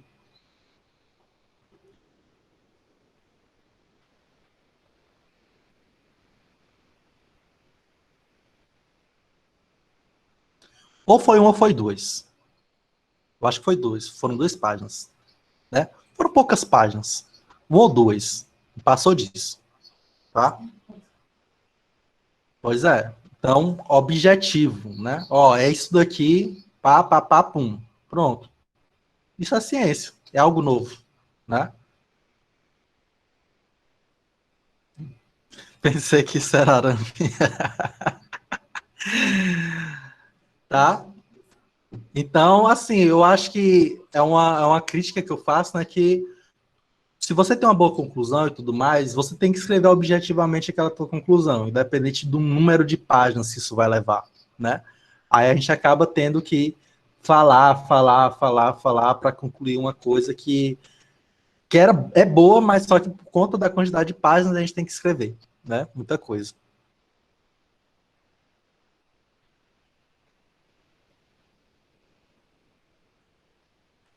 Tem um ponto que ser objetivo às vezes não é suficiente para o requisito. Pois é, deveria, na minha opinião pessoal, né, deveria ser, né? O seu objetivo deveria ser bom, né? Porque você está sendo objetivo, tem uma conclusão já ok, e não precisa ficar enchendo linguiça, enchendo 10 páginas, 12 páginas para ser aceito, porque tem uma quantidade de mínima, tá? Pois é, como a Aurel está falando, né, as revistas exigem uma quantidade de páginas. E aí aquela questão, né, da exigência que a gente acaba tendo que montar uma estrutura, né, para seguir um passo lógico até chegar naquela conclusão, tá? Então isso faz com que a gente tenha que elaborar uma estrutura lógica para apresentar aquela conclusão da melhor forma possível, certo? Então isso é o que a gente destaquei aqui, né, só para vocês terem uma ideia de que o principal não é essa estrutura. O conteúdo principal mesmo é a conclusão, tá? Para falar a verdade, se eu pegar um artigo todo e querer destacar a seção que tem maior impacto, é a conclusão, tá bom? Então, se você tem boas conclusões pertinentes, as outras coisas vão sendo construídas bem mais rapidamente. Sinceramente, eu não consigo fazer um trabalho se eu não tenho conclusão. Tem gente que tem uma habilidade muito boa de escrever a introdução, como é que é a metodologia e tal, sem ter nada concluído. É só esperando as conclusões para finalizar. Eu não, preciso já ter feito o resultado, eu já preciso ter concluído, já está tudo esquematizado. Beleza, tá aqui, agora eu vou montar o resto da estrutura. Meu jeito de trabalhar é assim, tá?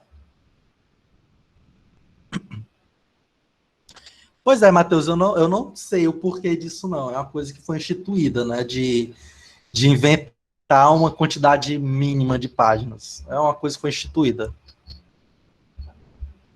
tá? Vamos passando.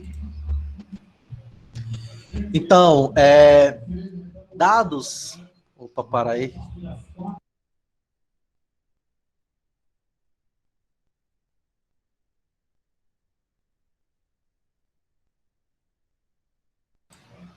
Alguém quer participar de bingo aqui?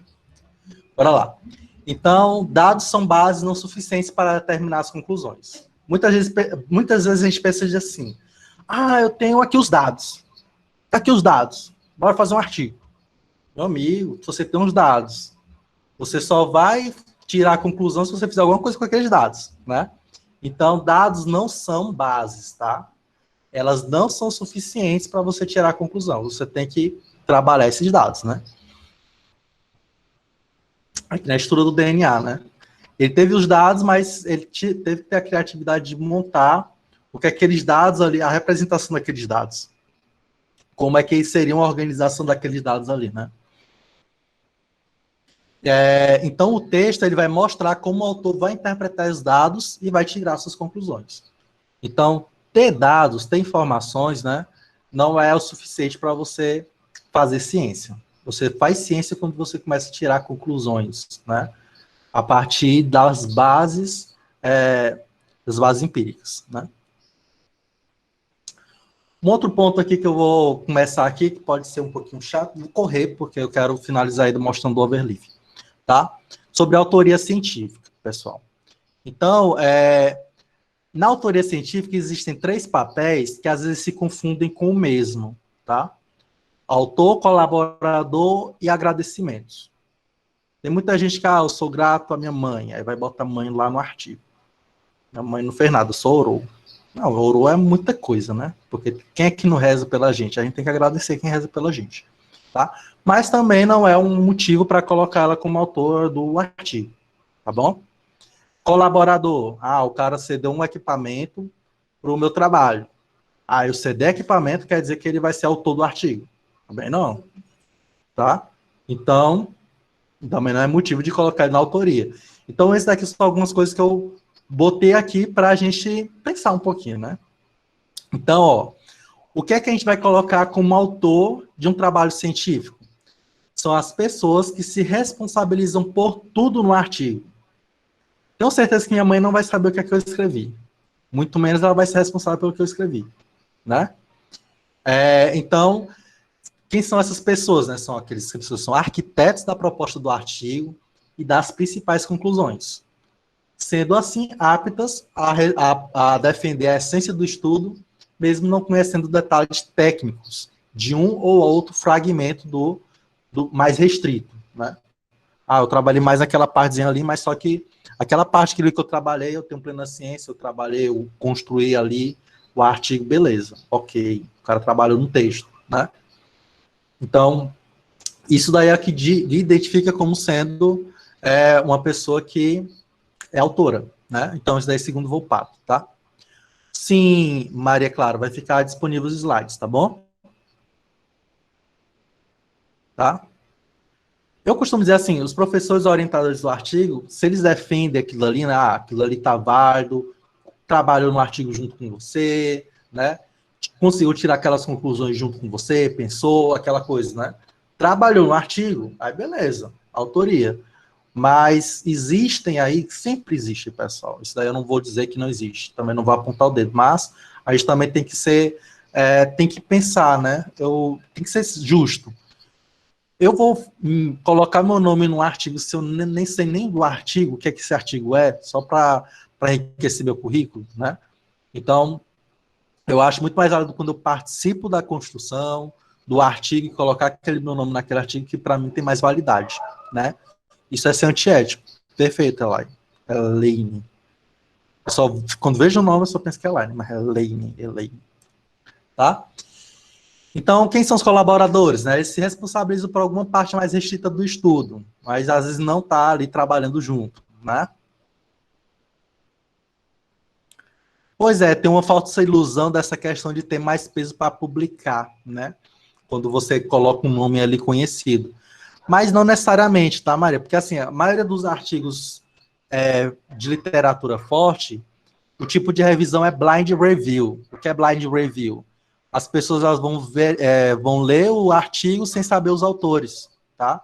Então, o fato de ter um nome ali de peso não vai impactar se ela vai ser publicada também ou não, tá? Quem seriam os agradecimentos? Né? A todas as pessoas que prestaram alguma ajuda, mas não se responsabilizam por nada no estudo, tá bom? Então, essas pessoas aí é o agradecimento que a gente coloca lá no final, né? Usualmente, eu vou agradecer a CAPES pelo fomento, né? Por ter me mantido aqui na universidade e tal. Beleza, você bota como agradecimento, mas não coloca como autoria, né? Aqui eu coloquei uma leizinha, né, que fala aí dos critérios de direito autoral, tá? Então, a gente tem que também sempre estar de olho em relação a isso. Pode agradecer a mãe. Lá no final, lá, agradecer a mãe, papai, tio, periquito. Tá? E um beijinho pra Xuxa, falaram aqui. Certo? Então, a gente poderia observar o seguinte, só para agilizar, né? Aqui, do lado direito, a gente tem um reconhecimento. Qual vai ser aquele reconhecimento que eu vou dar, né? E quem é que vai ser responsável pela autoria, tá? Então, ó, em resumo, quem é autor? Quem se responsabiliza por tudo que há no estudo. Eu me responsabilizo, beleza. Trabalhei e tal, aí ok. Tá bom? Perfeito, pessoal? Tranquilo? Podemos passar?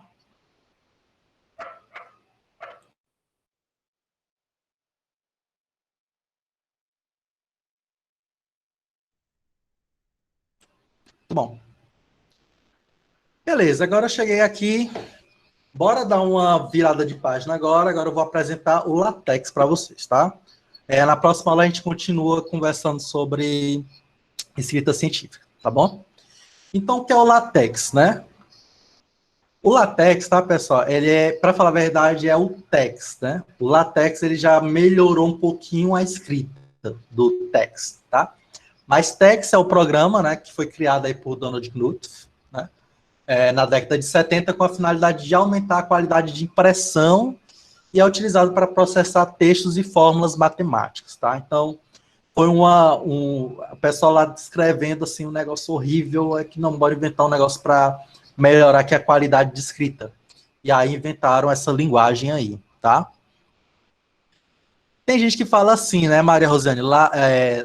LaTeX, tem gente que fala LaTeX, tem gente que fala, sei lá, LaTeX. Enfim, eu falo LaTeX, né? Eu não tenho essa questão de pronúncia, não, mas tem muita gente que fala LaTeX, tá? Eu acho que é a mesma. Bora entender que é a mesma coisa, né? Eu falo LaTeX. Falo portuguesado, né? Mas talvez a pronúncia inglesa seja LaTeX, né? Não sei, tá? Eu costumo pensar o seguinte: você tem duas formas de se falar algo. Uma tradução de um nome da empresa, por exemplo, né? Que é um nome próprio. Eu falo como português. Eu não sei como é que em inglês isso daí direito. Dependendo também de quem fala, é um outro sotaque, né? Então, eu falo em português mesmo. Tá? Não dizendo que tá errado, tá certo. Tá bom? Então, aí depois do TeX, né, veio o LaTeX, tá? Que esse foi um programa criado por Leslie Lamport, tá? Na década de 80, que reúne os comandos do TeX como base. Então, eles melhoraram a escrita para ficar mais tranquilo de interpretar, de entender, tá? Então, esse é o que a gente vai trabalhar mais com LaTeX, tá? E aí, esse LaTeX, ele gera texto de alta qualidade tipográfica, processada no estilo lógico. Vou alterar esse rima aqui, tá bom? Aí bem, né, o que seria esse estilo lógico, tá? Quando a gente fala estilo lógico, pessoal, é porque a gente vai colocar esse texto, que ele vai ser, que a gente chama de compilado. Ele vai ser compilado em um outro formato, tá? Então, é um tipo de escrito lógico, tá? Então, esses textos que a gente vai elaborar, né, eles vão ser impressos a partir de comandos de formatação, tá? Escritos em um arquivo que a gente chama de arquivo fonte, certo? Tá? Então, o que a gente vai trabalhar aqui é quem já nunca mexeu com programação, né, muito similar com programação, tá bom? Mas é mais tranquilo. Aí um exemplo disso, né, é o HTML. O que a gente vê aqui, né, o que a gente está interagindo aqui, para falar a verdade, ele é uma página HTML, né? Que por baixo ele tem umas coisas assim, mais ou menos como essa imagem aí, um negócio estranho, né? Parece que morde, tá? Mas é o que gera essa beleza que a gente está vendo aqui, conseguindo se comunicar aqui 139 pessoas ao mesmo tempo, tá certo? Então, a gente vai aprender a como fazer isso daí, tá? Quais são as vantagens, né? As vantagens é o seguinte, eu tenho a produção de textos capazes de serem enviados de forma eletrônica, né, sem problema nenhum de formatação, porque o que acontece? Eu vou mandar um arquivo com a extensão lá do Word. Só que chega lá, eu não tenho o Word, eu tenho o LibreOffice. Aí quando eu leio, já tem aquela configuração desconfigurada, né? Tem aquela coisa feia. Já no LaTeX, tudo é PDF. Meu amigo, você pode tacar fogo no PDF que ele não muda o formato dele.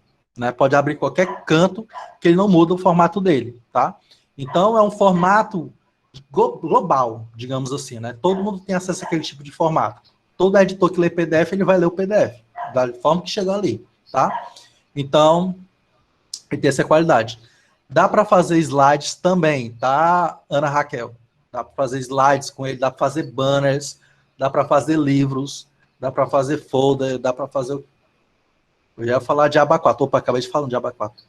Tá? Dá para fazer muita coisa, certo? E aí, ele é um programa aí de distribuição gratuita e multiplataforma. Então, ele não tem um dono, tá, o LaTeX. É de todo mundo, tá bom? Então, pode ser utilizado aí por todos, tá? Não precisa ter chave de acesso, alguma coisa do tipo, pagar, não, você utiliza. Tanto é que essa ferramenta Overleaf a gente vai utilizar de forma gratuita, tá? O que a gente tem que entender do LaTeX é o seguinte, existem comandos que são de grupos e comandos que são de ambientes, tá? E ao longo do processo, vocês vão entendendo isso bem direitinho, o que é um grupo, o que é um ambiente, porque quando você entende essas duas coisas, aí a escrita no LaTeX, ela muda de escopo, você consegue entender melhor, tá bom? Pronto, Renato. O LaTeX, a gente vai trabalhar com a forma online. Eu vou mostrar para você já já, tá? Não precisa você instalar nada, tá? Quando é para instalar, é meio chatinho, tá? Pelo menos na época que eu comecei, né? Eu acho que eu já melhorou, mas agora eu estou usando tudo online. Porque aí, além de você não precisar instalar nada, né? Tudo fica na nuvem. Então, precisou estar lá, certo? Então, não tem esse risco, tá? Eu lembro que na época do meu TCC, se eu não tivesse uma parte que eu estava jogando para a nuvem, eu tinha perdido, porque o meu computador deu pau, né? E ainda bem que eu estava lá com a cópia na nuvem, né? Estava no meu e-mail. Porque senão eu estava doido. Não estava aqui hoje, né? Quem sabe, tá? Então, o bom dele é que fica na nuvem, tá certo? Então, eu vou fazer o seguinte, não vou falar de grupo em ambientes agora, porque aí eu vou mostrar na prática, durante o processo, tá bom? Mas o que a gente tem que entender, né, que grupos, eles têm uma validade, ele é uma coisa que, assim, bem local. Pensa num negrito. Eu vou colocar aqui um negrito numa palavra. Aí é um comando de grupo. Eu quero alterar a fonte nesse trecho. É grupo. Ambiente. Se eu destacar um pedaço aqui, ó, vamos supor, tem um parágrafo todo, eu quero que esse parágrafo todo ele fique centralizado. Então, isso daqui é um comando de ambiente. Esse trecho todo vai ficar centralizado. Eu quero que esse trecho todo ele fique com um texto maior. E aqui também já eu estou dizendo que é um ambiente, tá? E a gente vai ver esses comandos de ambiente. Esses comandos de ambiente, eles são todos delimitados. Para falar a verdade, Nayana, o section ele é um comando de grupo, tá? Porque o section, ele só vai formatar um pedaço do código. Comandos de ambiente é aquilo tudo que tem begin end. A gente vai ver daqui a pouco. Tudo que tem begin end é um ambiente. Eu estou criando um ambiente ali, tá? Então, tudo que tiver marcação begin end é ambiente, o que não tiver pode ser associado a um grupo. E a gente vai ver agora um exemplo prático disso, tá? Vamos para um exemplo prático. Eu coloquei no Classroom, tá? Deixa eu aumentar aqui o texto, página. Bem aqui no Classroom, informações gerais, tem aqui o site Overleaf, tá? Vocês vão criar uma conta no Overleaf, tá? Bem simples de criar, eu vou mostrar aqui para vocês como fazer, tá? Clicando aqui nesse link, ele vai lhe direcionar, deixa eu abrir aqui a página.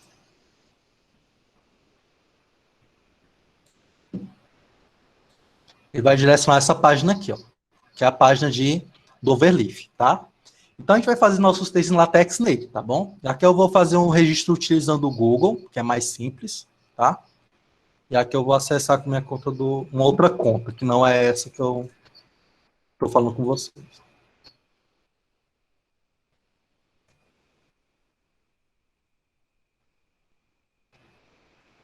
Pronto, ó. Aí já criou uma conta para mim. A primeira página que aparece é essa, ó.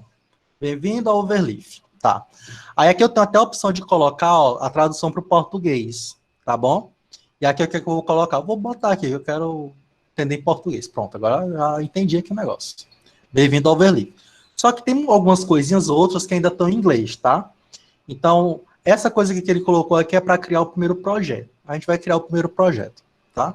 E eu vou colocar aqui, ó, projeto em branco. Vocês estão vendo tudo que eu estou fazendo aqui? Sim? Estão vendo? Pronto. Tá, aqui eu vou colocar o projeto em branco.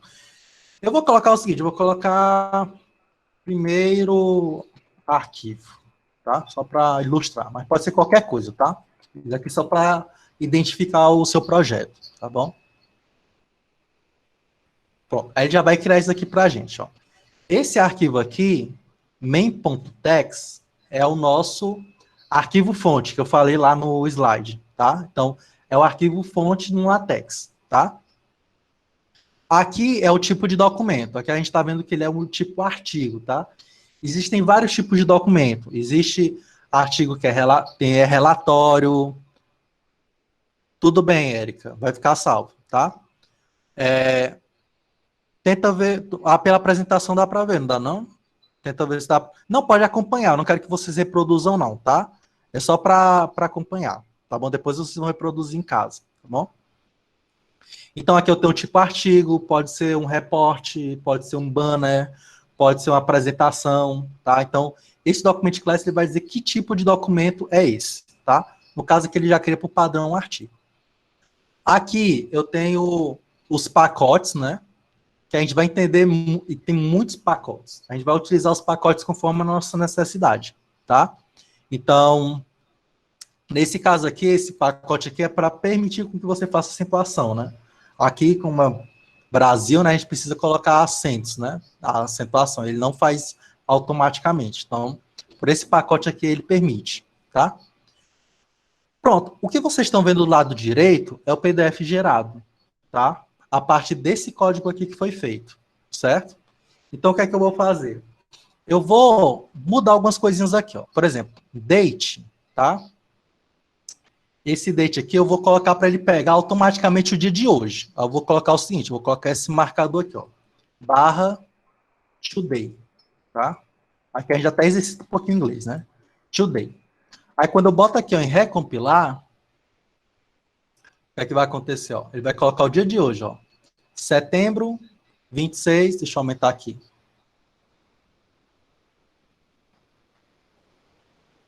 Para ver melhor? 26 de setembro de 2020. Uau, massa. Muito bom, né? Mas tá em inglês, eu quero em português. Aí eu vou colocar um outro comandozinho aqui, ó. Vou aqui utilizar um pacote chamado Babel, tá? Esse pacote Babel, ele é responsável por algumas traduções de texto automáticas, tá bom? E aí, qual é a tradução de texto que eu quero que ele faça? Para o português, tá? Então, quando eu boto aqui em recompilar, o que é que ele vai fazer? Ele vai colocar a data de hoje em português, ó, 26 de setembro de 2020. Certo? Ah, professor, mas ele não botou aqui introduction. Tá introduction aqui. Não é para ser introdução, não? É, para ser, né? Mas só que aqui tá introduction, né? É um texto que você escreveu, né? Então, para estar como você queira, você tem que mudar aqui. Mas algo que é automático, ele já vai fazer direto, tá bom?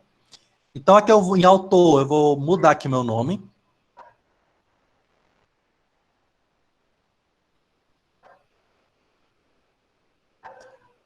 Maria Rosiane não, porque ele não é um programa que traduz, tá?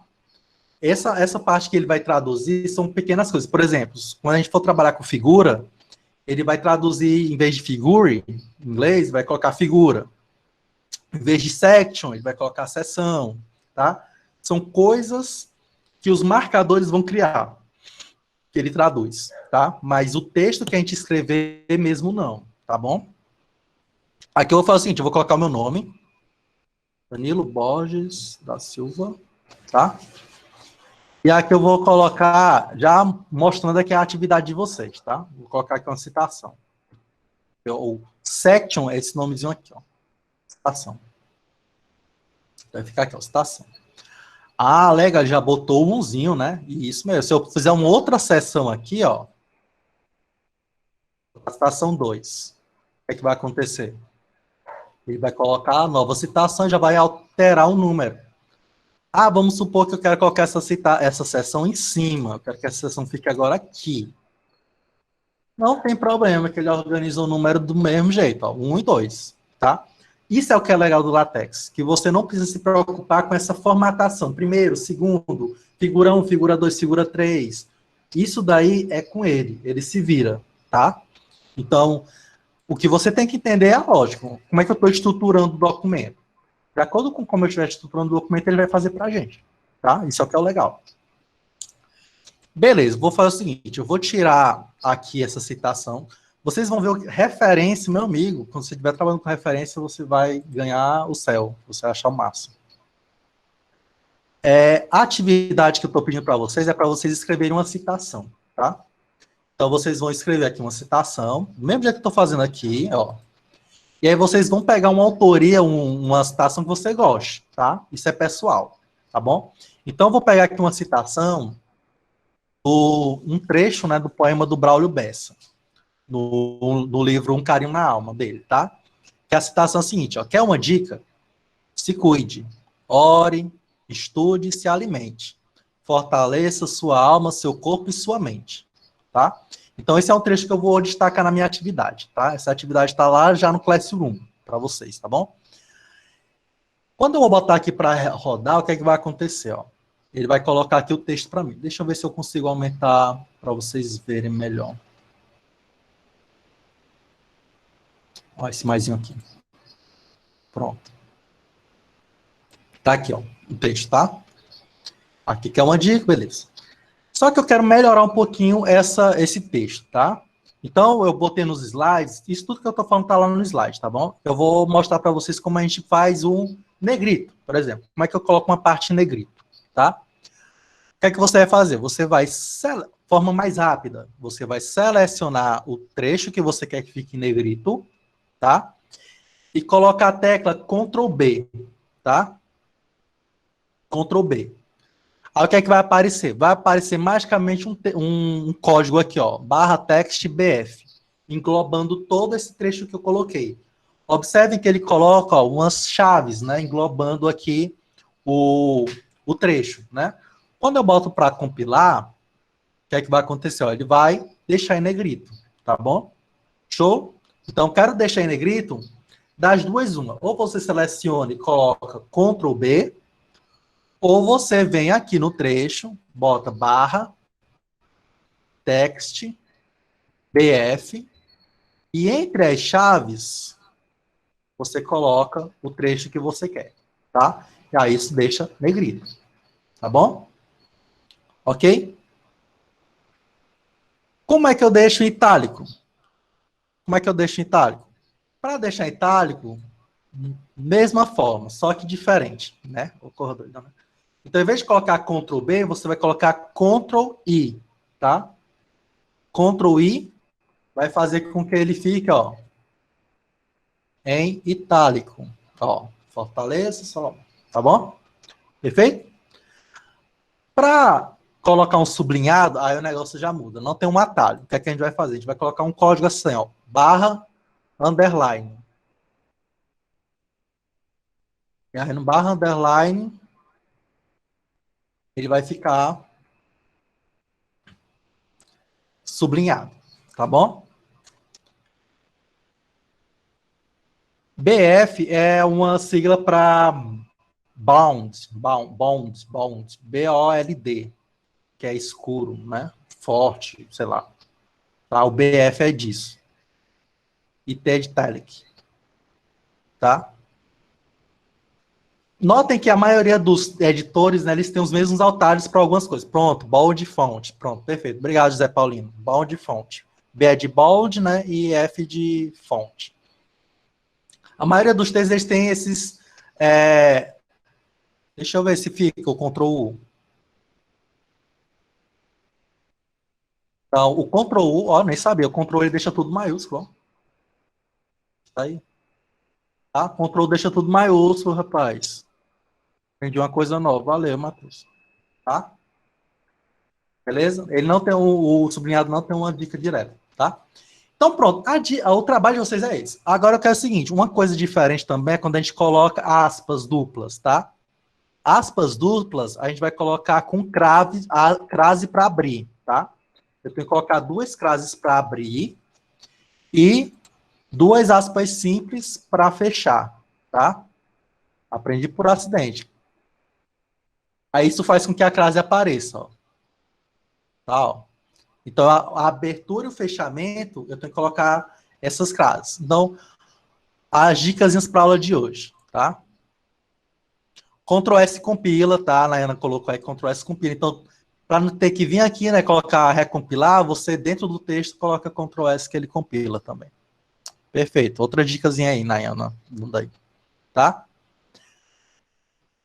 Eu posso colocar no texto, no slide tem falando, tá bom? Mas eu posso colocar um textozinho na postagem do vídeo, tá? Então, eu vou só explicar aqui a atividade para finalizar a aula de hoje, como é que ela deve ser feita, tá? Então, ó, bem aqui, ó, atividades do curso, lembra? Atividades do curso são as atividades que vocês têm que entregar, né? Então, bem aqui na primeira atividade é para vocês criarem justamente isso daqui que eu mostrei para vocês, tá bom? Colocar o nome de vocês, inserir a data e colocar a frase de um autor que você goste, tá bom? Foi só uma frequência hoje mesmo, tá, Sérgio? Hoje só foi uma. E aí você vai botar por aqui. Como é que você coloca por aqui, tá? O trabalho. Ó, bem aqui, no Overleaf, vocês vão vir aqui, ó, em baixar PDF, tá? Terminou de editar tudo, você vem aqui, ó, e baixar PDF. Vai, se não lembrar, vai ter um videozinho mostrando, tá, Luiz Costa? Baixar PDF. Aí, quando ele baixa, ó, ele já tá aqui com o PDF, ó. Pessoal, olha a qualidade desse PDF. Ó, tá no máximo aqui, ó. Dá para ver o pingo no i, bem direitinho, tá? Então, isso é o que o LaTeX entrega, essa qualidade tipográfica que eu falei lá no começo, tá? Certo? Vocês podem ver algumas dicas de comando no próprio editor Overleaf, tá? Bem aqui, ó. Ele tem algumas dicas de comando, ó. Mostrar atalhos. Nesse mostrar atalhos, tem aqui, ó, por exemplo, que a gente viu hoje. Ó, o percase, ó, deixa tudo maiúsculo, Ctrl U, ó, que massa. Tá? Ó, o Ctrl B, tá? Negrito, Ctrl I, itálico, Ctrl D ele vai deletar uma linha, tá? Tab ele vai dentar. Então, você pode até dar uma explorada aqui nesses atalhos para você fazer algumas coisas mais rapidamente, tá bom? Tá aqui, no próprio Overleaf tem. O que é o Ctrl espaço? Não vi não, o que é o Ctrl espaço. Ah, procurar referências, né? Deixa eu ver Ctrl espaço aqui. Não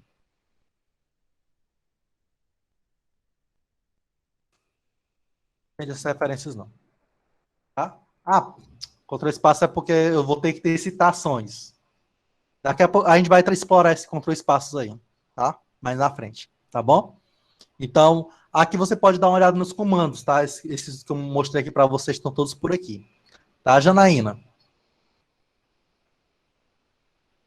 Tá? Ó, outra dica, tá?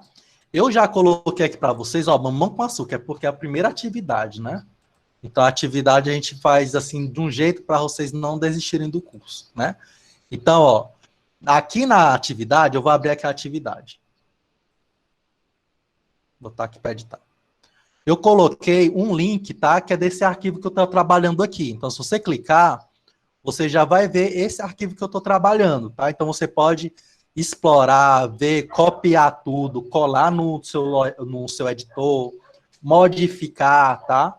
Então, você pode estar trabalhando com esse arquivo aqui, tá bom? Isso é o que é legal do Overleaf, que eu falei, né? Compartilhamento. Eu posso estar compartilhando com vocês, tá bom? Beleza? Então, vai estar aqui na atividade tudo bem direitinho. Qualquer dúvida, pessoal, vocês podem escrever um comentário aqui, tá? Então, vem aqui na atividade e comenta a atividade. Qualquer dúvida que tiver, vocês vão me botar um comentáriozinho lá, tá bom? Já estamos passando das 5 horas, né? A gente vai finalizando por aqui. Então, essa atividade vale 50 pontos. Vocês têm que entregar ela até quarta-feira, tá bom? Então, quarta-feira, façam a atividade direitinho. Qualquer dúvida que tiver, coloca lá nos comentários, tá? Espero que vocês tenham gostado do nosso primeiro encontro, tá? E a gente se vê no próximo sábado, beleza? Bem? Então, tchau, tchau, pessoal. Boa tarde, bom resto, né, de final de semana. A gente se encontra na semana que vem. Tchau, tchau. Boa tarde.